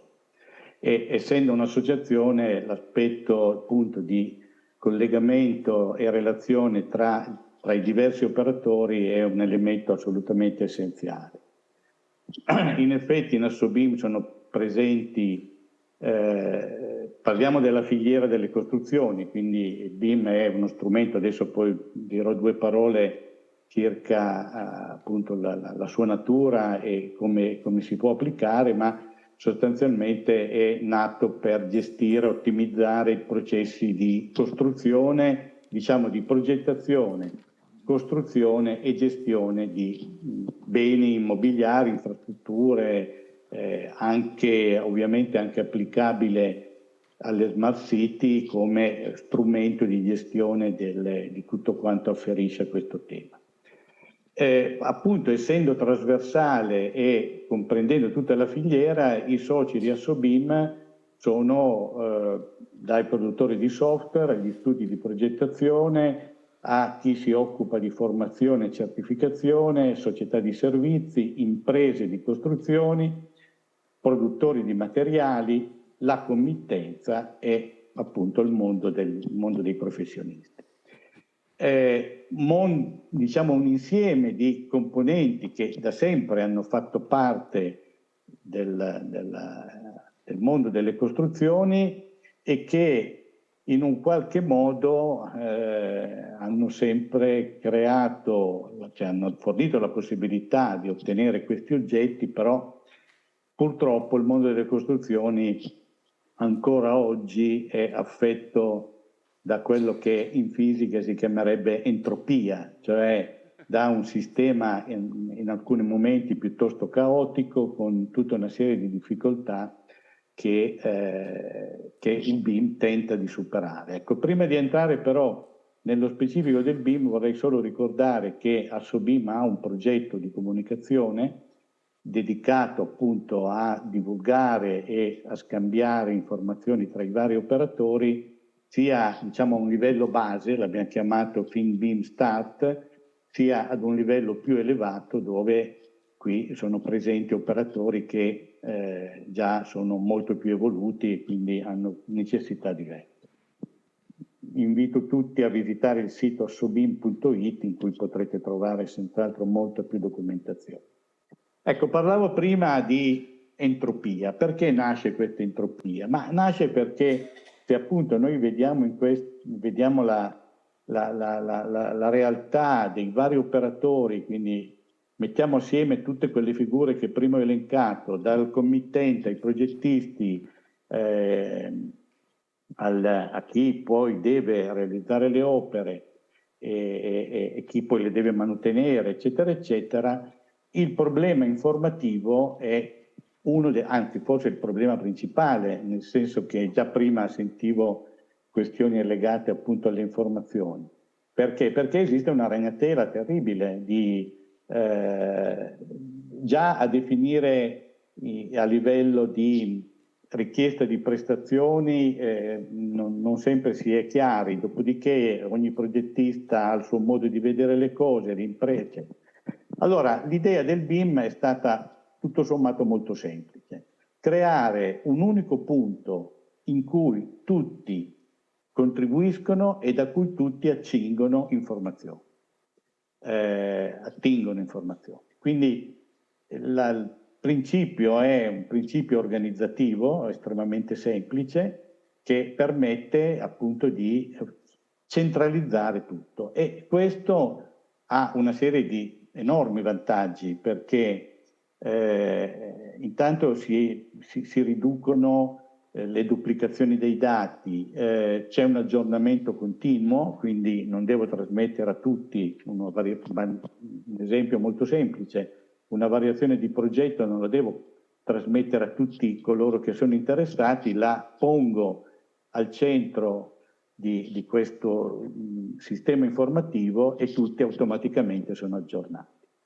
È uno strumento estremamente potente, non banale, nel senso che ha, come tutte le applicazioni dell'informatica, un tempo iniziale di abbrivio che va superato con una formazione, con appunto un sistema organizzativo molto robusto, e nella misura in cui riesce ad integrare i vari processi che in un qualche modo poi sono quelli che fanno muovere tutte le attività, i vantaggi sono veramente eccezionali. Ci sono state delle analisi economiche in termini di risparmio di quanto può produrre il BIM. Addirittura il governo inglese ormai un po' di anni fa sosteneva che si potesse arrivare tranquillamente a un 30% di risparmio sul costo complessivo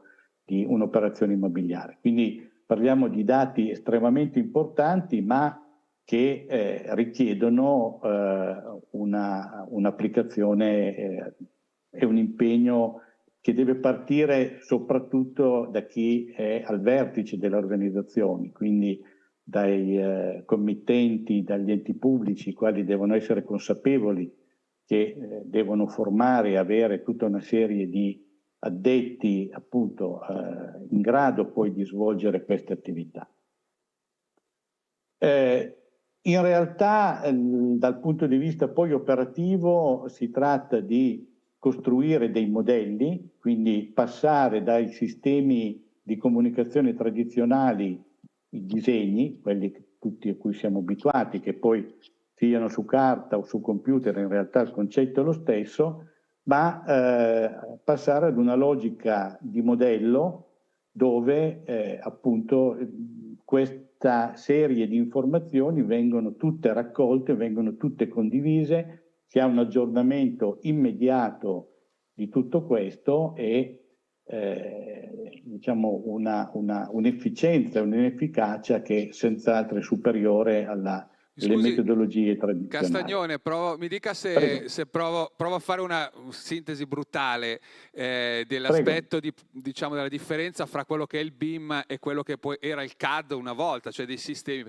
Se in questi programmi, software vecchio stile, c'erano delle linee, dei punti, dei rettangoli, dentro il BIM ci sono dei muri, dei pavimenti, delle finestre, cioè sono degli oggetti che hanno non solo, come dire, un contorno, ma hanno anche un materiale di cui sono costituiti, hanno delle regole associate. Io posso mettere, se metto questi, per esempio questi programmi fanno dei controlli, se io metto un tubo del gas di fianco al cavo elettrico, realisticamente il sistema mi dirà attenzione che lì a questa distanza non va bene, devono stare almeno 1 metro, adesso dico a caso la distanza, cioè, però ci sono delle regole da rispettare. Quindi anche rispetto a tutto il discorso che abbiamo fatto prima, no? Sul controllo prima o post, è certo che diventa tutto molto più chiaro e gestibile soprattutto poi nel tempo, no? Invece ancora adesso che viene, ma non solo il sistema delle costruzioni, gli studi di architettura e di ingegneria, aggiungo ingegneria, che ti vengono a casa, guardano le cose, dicono ma sì, questo lo mettiamo qui, questo lo mettiamo lì, poi succede sempre, a me è successo di recente, che poi ti trovi con dei problemi che sarebbero emersi subito se fosse stato usato un software di quel genere, no? Questo... Esattamente così, esattamente così. Diciamo che tutti i processi vengono resi espliciti. Quello che succede oggi sono tutti i fraintendimenti, i malintesi, le informazioni che non emergono. Il BIM ha la possibilità di rendere tutto molto più chiaro e di fare in automatico, appunto come giustamente ha detto prima, una serie di controlli che diversamente avvengono poi in cantiere, nel senso che si arriva, il tubo non passa, devo demolire.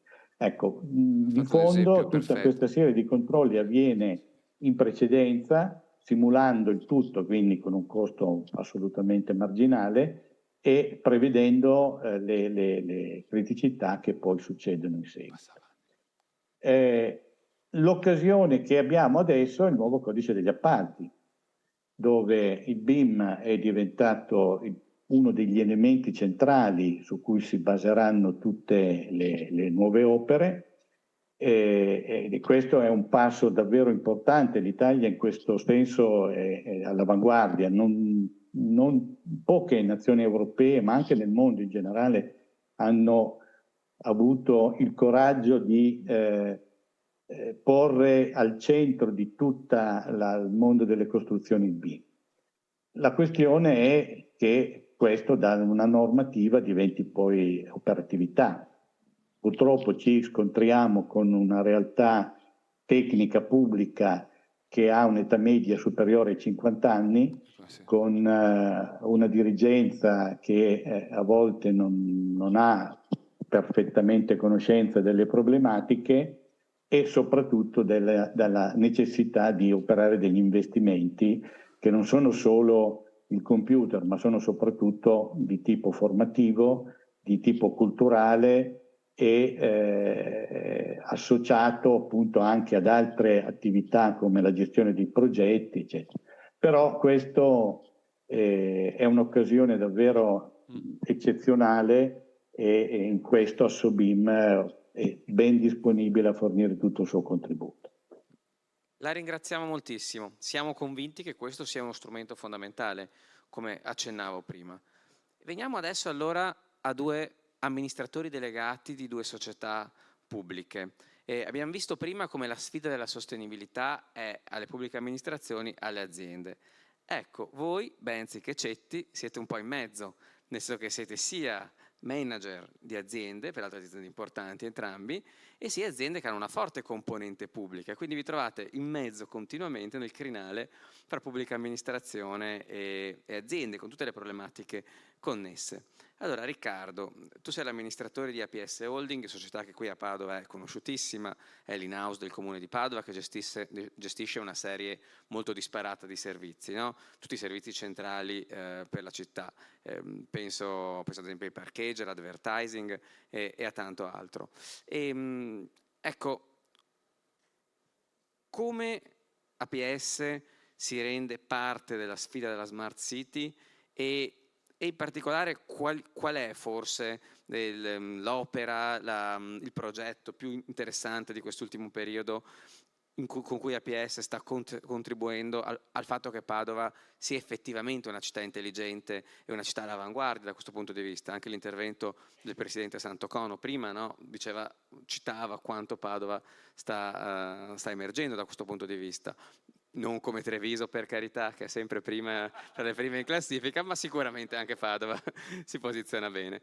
Quando saremo nella città metropolitana potremo fare un conglomerato ed primeggiare tutti insieme. Riccardo. Grazie della parola. E intanto ci tengo a dire che sono un attivista del NASF, che è il nucleo armato per la salvaguardia del Fagiano. Per cui, insomma, questo.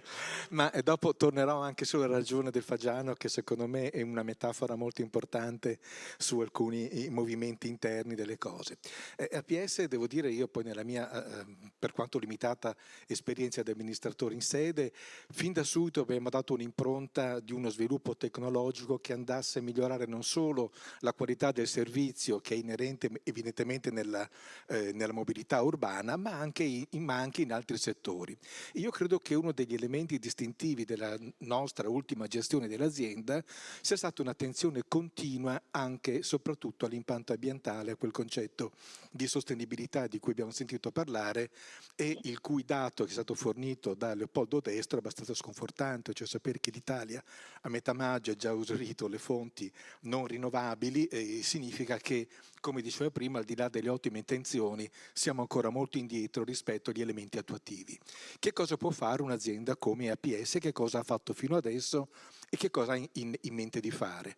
Noi abbiamo cominciato ormai da diversi anni a questa parte ad un progetto, per esempio, di monitoraggio di aiuto ai sistemi della sosta, che non sono indifferenti perché in una prospettiva che secondo me deve andare verso ciò che oggi passa col nome di MaaS, che è la Mobility as a Service, che vuol dire una serie di interventi che sono non soltanto degli aiuti di carattere informatico, di software, ma anche di modalità di mobilità che è diversa, che si occupa di mobilità leggera, della sharing mobility, della diversa ripartizione della modalità dello spostamento.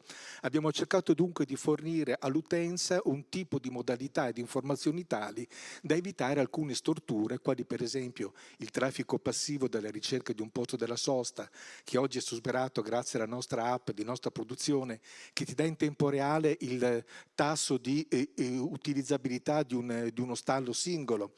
Abbiamo messo dei sensori su tutte le strisce blu, oltre a quelle in struttura che danno in tempo reale la presenza di posti liberi occupati, che non è soltanto un elemento di monitoraggio sulle questioni pienamente esattoriali della sosta, non altro, ma è quella di fornire dei dati per l'utenza che hanno a che fare anche con i tempi di percorrenza attraverso un sistema di infomobilità che abbiamo applicato nei processi e nei principali assi viari della cittadinanza, che danno una serie di informazioni tali che dovrebbero in qualche modo facilitare l'elemento della mobilità interna. Questo, diciamo, è l'aspetto minore, dove forse l'intervento, anzi senza il forse, dovrebbe dare una risposta più tangibile di una diversità di approccio di mobilità urbana, è il progetto cosiddetto SMART, che è il sistema di mobilità a reti tranviarie. Padova, come sapete, dal 2007 ha una linea tranviaria che va da Ponte Vigo d'Arzera alla Guizza, e oggi, grazie anche ai fondi del PNRR, ma precedentemente in virtù anche dei fondi della legge 211 sulla mobilità di massa, siamo in procinto di realizzare 2 nuove linee tranviarie, una che per l'asse est-ovest, cioè da Vigonza a Rubano, e una dalla stazione a sud-est, cioè dalla stazione e Volta Barozzo.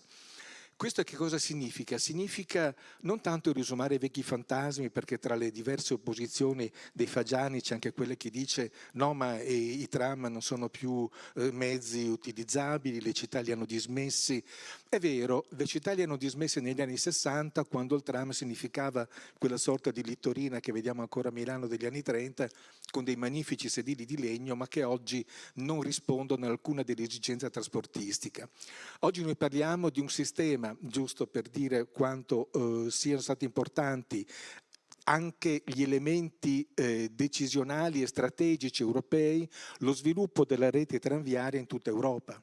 E cioè se dal fine degli anni 90 ad oggi solo la Francia ha incrementato di circa 800 km la propria rete tranviaria con 27 nuove città.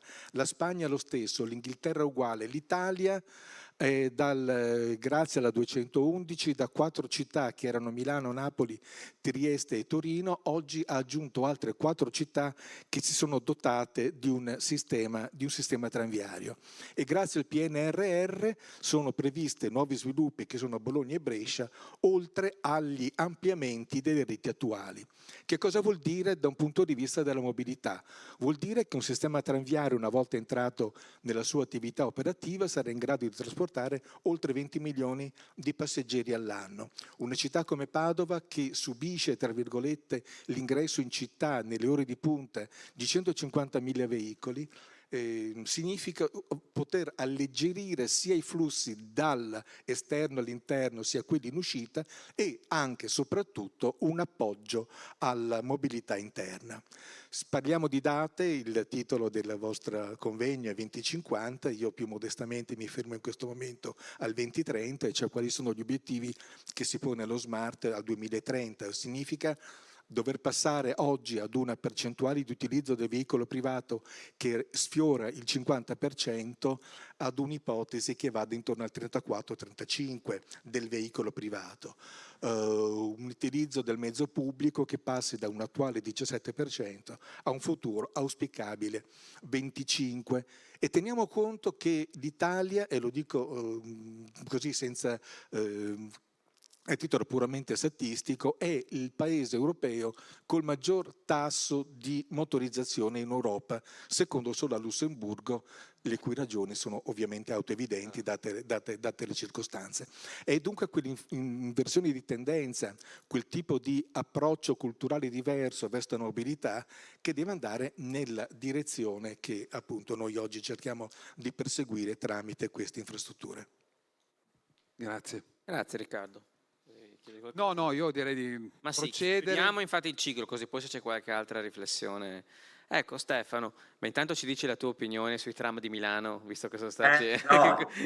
Cioè a Milano due cose non si possono toccare, la Madonnina e i tram, oltre al derby, e qui io sono tra quelli contenti.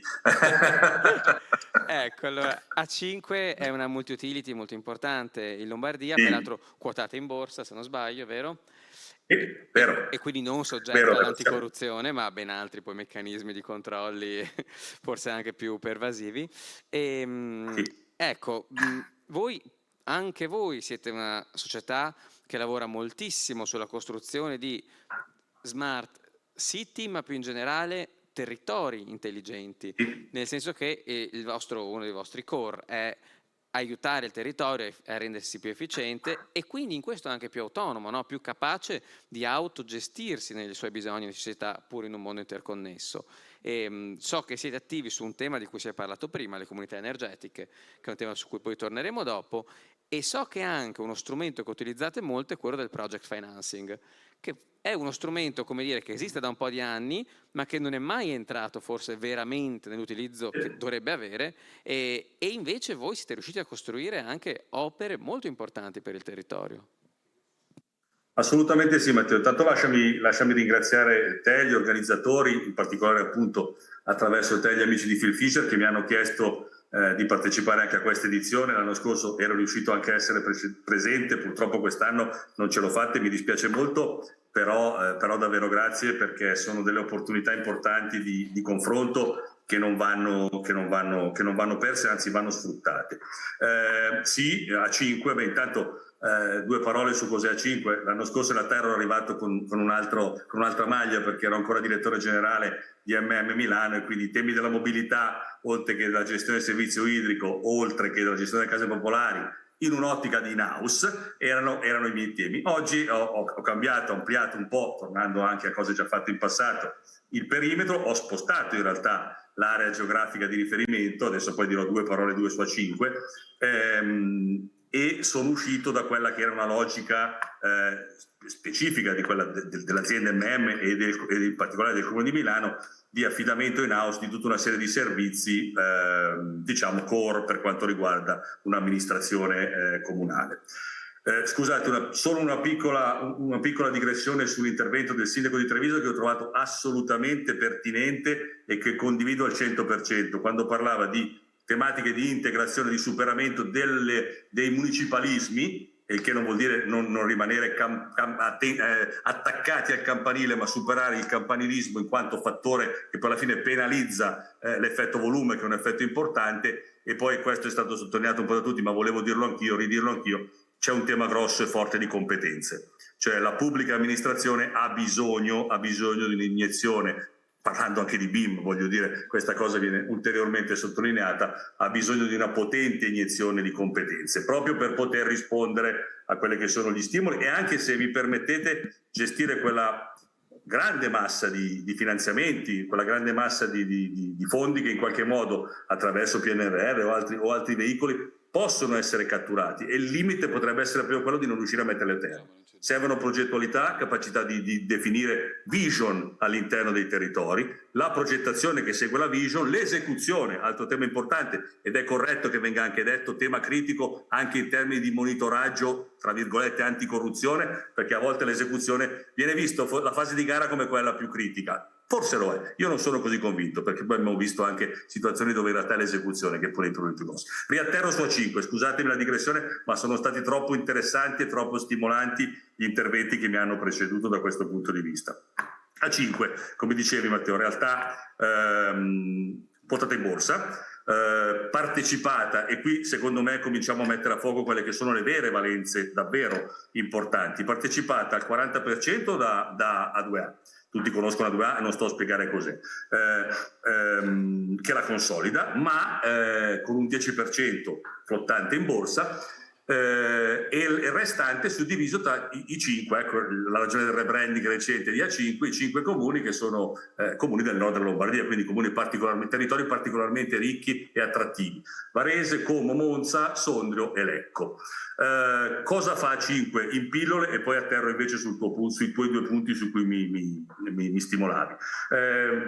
Ha una business unit vendita, quindi vende energia elettrica, gas, e offre anche tutti i VAS collegati a questa commodity. Si occupa di ambiente, si occupa di raccolta e si occupa di trattamento dei rifiuti, quindi gestisce anche un termovalorizzatore importante qui a Como. Ha tutta la parte di reti, quindi la business unit reti, che ha distribuzione di energia elettrica in Valtellina, distribuzione di gas e distribuzione di acqua, quindi siamo tuttora presenti negli acquedotti di Como e di Varese.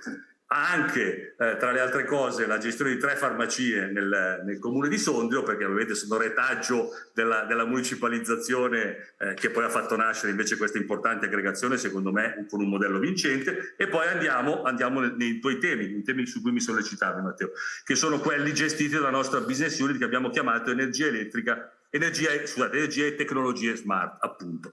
E cosa facciamo qua dentro? Ci occupiamo di generazione di energia, di teleriscaldamento, altro fattore importantissimo in chiave di decarbonizzazione, di efficientamento dei sistemi energetici, di transizione. Perché lo è il teleriscaldamento? Magari divagherò un po' e allargherò un po' il perimetro rispetto alle attività che facciamo, per darvi una chiave di lettura di modello che secondo me è davvero vincente.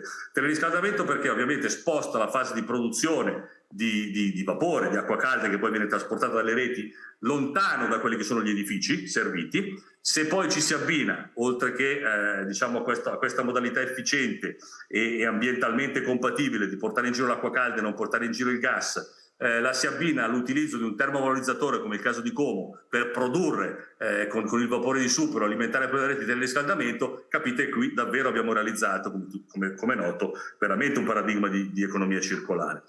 Illuminazione pubblica è un altro tema molto molto importante, perché molte realtà si stanno per fortuna incamminando attraverso percorsi di efficientamento degli impianti di illuminazione pubblica, che non è solo, attenzione, l'installazione di LED, la sostituzione delle lampade tradizionali a incandescenza con i LED, che sono sicuramente più efficienti, hanno delle performance eccezionali, ma è anche sfruttare un intervento di quel tipo. Noi lo stiamo facendo a Monza, per esempio, sfruttare un intervento di quel tipo dove rifacciamo tutta l'illuminazione pubblica per connettere anche e installare, per esempio, infrastrutture di fibra ottica e dare quindi anche servizi aggiuntivi proprio in ottica di smart city.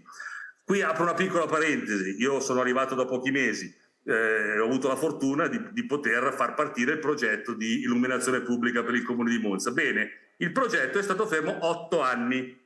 8 anni. Bombardato di ricorsi, non entro nel merito perché tanto non l'ho gestito io, quindi l'ho ereditato nella fase più bella, quando finalmente è partito. Però 8 anni, voi capite bene che quello stesso progetto forse è un po' invecchiato dal punto di vista anche di, voglio dire, capacità di rispondere agli obiettivi di efficientamento. Ecco, tutto questo per dire che forse un'attenzione a una semplificazione, che tra l'altro è importante anche per sviluppare le comunità energetiche, dal punto di vista normativo amministrativo andrebbe presa in atto, andrebbe considerata e messa in atto. Quindi parlavo di illuminazione pubblica, poi gestiamo anche aree servizi di parcheggi, efficienza energetica e gestione calore, mobilità elettrica, le colonnine, in tutto con Smart City. Allora, il tema che evidenziavi legato all'utilizzo del PPP. Ecco, come noi ci interfacciamo con i nostri clienti, che spesso e volentieri, anzi direi quasi sempre, sono i nostri azionisti in realtà. Ci interfacciamo con lo strumento del PPP, la finanza di progetto. Per esempio, cito un esempio anche qui appena realizzato, il Palaghiaccio di Varese. Abbiamo rifatto completamente quello che è il palazzetto del ghiaccio di Varese. Per darvi qualche dato, vi do un po' l'entità dell'intervento e poi vi do anche la tempistica, che secondo me è stata veramente, veramente importante. Stiamo parlando di un investimento di una decina di milioni, per capirci. È una struttura NZEB, quindi Nearly Zero Energy Building, comprende una pista di ghiaccio, 2 piscine, una palestra e 2 campi di padel. 10 milioni di euro di investimenti, si riducono del 60% i consumi energetici grazie a interventi di ammodernamento effettuati, ovviamente i LED uno fra tutti, il 50% dei consumi da fonti rinnovabili, quindi questa struttura di fatto è per metà alimentata da pannelli, per capirci, fotovoltaico e solare termico, e ha ridotto del 70% il consumo di gas. È il 100% accessibile, anche tema non banale per quanto riguarda l'aspetto legato alla disabilità. Perché è importante? Ma è importante sicuramente intanto perché è un cantiere che è durato solo 18 mesi. Dico, è quasi incredibile. Vengo da una realtà come Metropolitana Milanese che gestiva e gestisce tutto dei progetti importanti, parliamo di sviluppo di metropolitane, parliamo di interventi di riqualificazione anche urbana, e devo dire che una tempistica come questa è davvero eccezionale.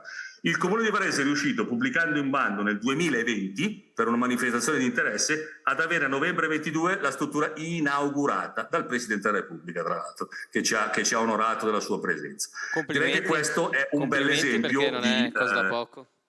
No, dicevo complimenti no. perché come tempistiche ci dovrai raccontare il segreto allora, no? Perché allora anticipi una mia domanda, ma ti ho interrotto per anticiparla. Ma sul project spesso abbiamo lavorato e spesso abbiamo visto le problematiche che emergono. E ti faccio una domanda, come dire, anche complessa, poi se vuoi mettila alla fine del discorso che stavi facendo. Qual è il segreto di un buon project? Perché il project funziona, secondo me, se è win-win. Cioè, se sia per l'amministrazione o comunque la stazione appaltante, sia per il privato, è un vantaggio. Perché se invece c'è uno sbilanciamento, al di là che poi ANAC giustamente vigila e interviene, ma finisce male in un senso o nell'altro. O nel senso che c'è una perdita di denaro pubblico, o nel senso che poi il privato non ce la fa a completare l'opera o garantire il servizio e tutto si blocca, e anche per il comune, Mario, finisce in niente. Quindi qual è il segreto di tutto questo? Quali sono secondo te gli elementi migliori, visto che voi siete un esempio virtuoso? Forse anche la velocità in realtà non è solo un risultato, è probabilmente il presupposto. Premessa, se no il project financing si trasforma in un bagno di sangue, se no lo raccontiamo come se fosse come dire, la panacea di tutti i mali. Se non sei veloce è meglio che lasci stare il project financing, mi sembra, no, di poter dire. No, credo che quello che dice Belis era anticipato di fatto almeno un pezzo della mia risposta, e proprio per quello la citavo come esempio virtuoso, questo dei 18 mesi. Ho avuto modo anche di gestire in passato project ben più importanti, ben più di rilevanza economica ben maggiore di questo che ho citato, esempio metropolitane su Milano, dove oggettivamente il taglio forse, anche la tipologia di opera, non necessariamente, non sempre sono adeguati al project. Ma tornando invece a quello che mi chiedevate, sicuramente i tempi, e poi la qualità progettuale. Cioè le assumption di progetto, ovviamente sto parlando del PEF, quindi complessiva, non solo della parte progettuale tecnica, ma soprattutto quelle che sono le valutazioni sottostanti rispetto a quello che saranno i ricavi, quindi la parte positiva del conto economico, del piano economico finanziario sottesa al project da un lato, e anche i costi, perché spesso e volentieri dove si scivola? Si scivola sulla sottostima non tanto dell'investimento, anche se ultimamente con gli incrementi prezzi qualche project purtroppo, proprio per i tempi allungati, è incappato in questa necessità di revisione, ma anche delle OPEX, quindi tutte quelle che sono le spese gestionali operative poi dopo conseguenti alla costruzione dell'opera. Qui parliamo di un'opera che viaggerà con 35 anni di concessione. Ecco, l'altra cosa fondamentale, anche qui citando quelli che secondo me è la virtuosità di questo esempio, è la capacità, in questo caso nostra, dell'utility, ruolo che tra l'altro vogliamo giocare anche nelle comunità energetiche, di fungere da aggregatore. A me più che general contractor, che mi ricorda più un tema di appalto, di lavori, a me piace usare un termine che ho mutuato dall'informatica, per capirci, di system integrator. Cioè la capacità di integrare nella compagine che poi dopo viene chiamata a realizzare l'opera e poi a gestirla, scusate, sottolineo sempre la gestione, che è un passaggio fondamentale, integrare sistemicamente quelle che sono le realtà e le componenti diciamo industriali, sia di fornitura che di servizio che di lavori ovviamente, più che adeguate per realizzare l'opera. In questo senso, qui chiudo anche il cerchio della territorialità, per esempio complessivamente noi in termini di valore condiviso con i territori abbiamo l'86% dei nostri fornitori che gravitano sulla Lombardia, in particolare sui nostri territori, così come la stragrande maggioranza dei nostri dipendenti, le risorse umane, quasi 1000 che lavorano in A5, sono tutti dipendenti, sono per la stragrande maggioranza dipendenti originari dei nostri territori. Il che riporta, e chiude un po' il ragionamento, sull'importanza delle risorse, anche per il project, cioè la qualità delle persone, delle risorse umane, che noi, utility, ma io dico anche enti locali, e mi viene da dire chiunque ormai abbia un'attività imprenditoriale, che sia pubblico, privato o mista, vuole mettere in campo, la qualità e il successo passa attraverso la qualità delle persone che riusciamo a intercettare, portare a bordo nelle nostre aziende o nei nostri enti e trattenere. Questo diventa sempre di più, lo è sempre stato secondo me, ma sempre di più con l'evoluzione tecnologica, con l'evoluzione dell'intelligenza artificiale, con l'evoluzione di di BIM, di tutto quello che viene messo a disposizione oggi per chi opera, diventa fondamentale. Noi, e chiudo, abbiamo in questo momento questa tematica tra l'altro di competition, perché siamo una realtà spalmata, come dicevo prima, sul nord della Lombardia, con sostanzialmente dal punto di vista di competizione sulla qualità della risorsa umana, Milano, che comunque rimane molto attrattiva da questo punto di vista, e ci aggiungo anche la Svizzera, perché la Svizzera riesce a proporre delle offerte particolarmente aggressive sui nostri ragazzi, sulle nostre persone. Grazie mille Stefano. Ecco, una cosa che ho apprezzato molto è che ci sono stati continui richiami, vuol dire che in fondo il tema c'era, no? Il tema della progettazione, quindi abbiamo parlato di BIM poco tempo fa, e il tema poi della rendicontazione, abbiamo parlato di anticorruzione, quindi insomma mi sembra che abbiamo provato a delineare una visione di autonomia attraverso la Smart City. E niente, io vi ringrazio molto. Maurizio, volevi aggiungere qualcosa? No, solo una cosa, in realtà c'è un'altra cosa che è tornata continuamente, a parte Cetti che io abito a Malnate, quindi come dire, dal palazzetto dove un po' che non ci vado, vediamo, devo tornarci per vedere che cosa avete combinato lì al Palaghiaccio. Non l'hai visto realizzato? No, è un po' che non ci torno, non ci sono entrato da quando gli avete rimesso mano. Va bene.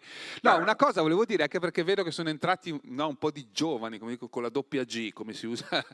No, una cosa che sarebbe stato interessante che sentissero, non tanto il dibattito sulle questioni tecnico-normative, ma quante volte è tornata la parola qualità delle risorse umane. Cioè noi stiamo continuando a parlare di innovazione, intelligenza artificiale, non si muove uno spillo dal tavolo senza le persone preparate uguale, società che funziona meglio, famiglie che funzionano meglio, stipendi più alti.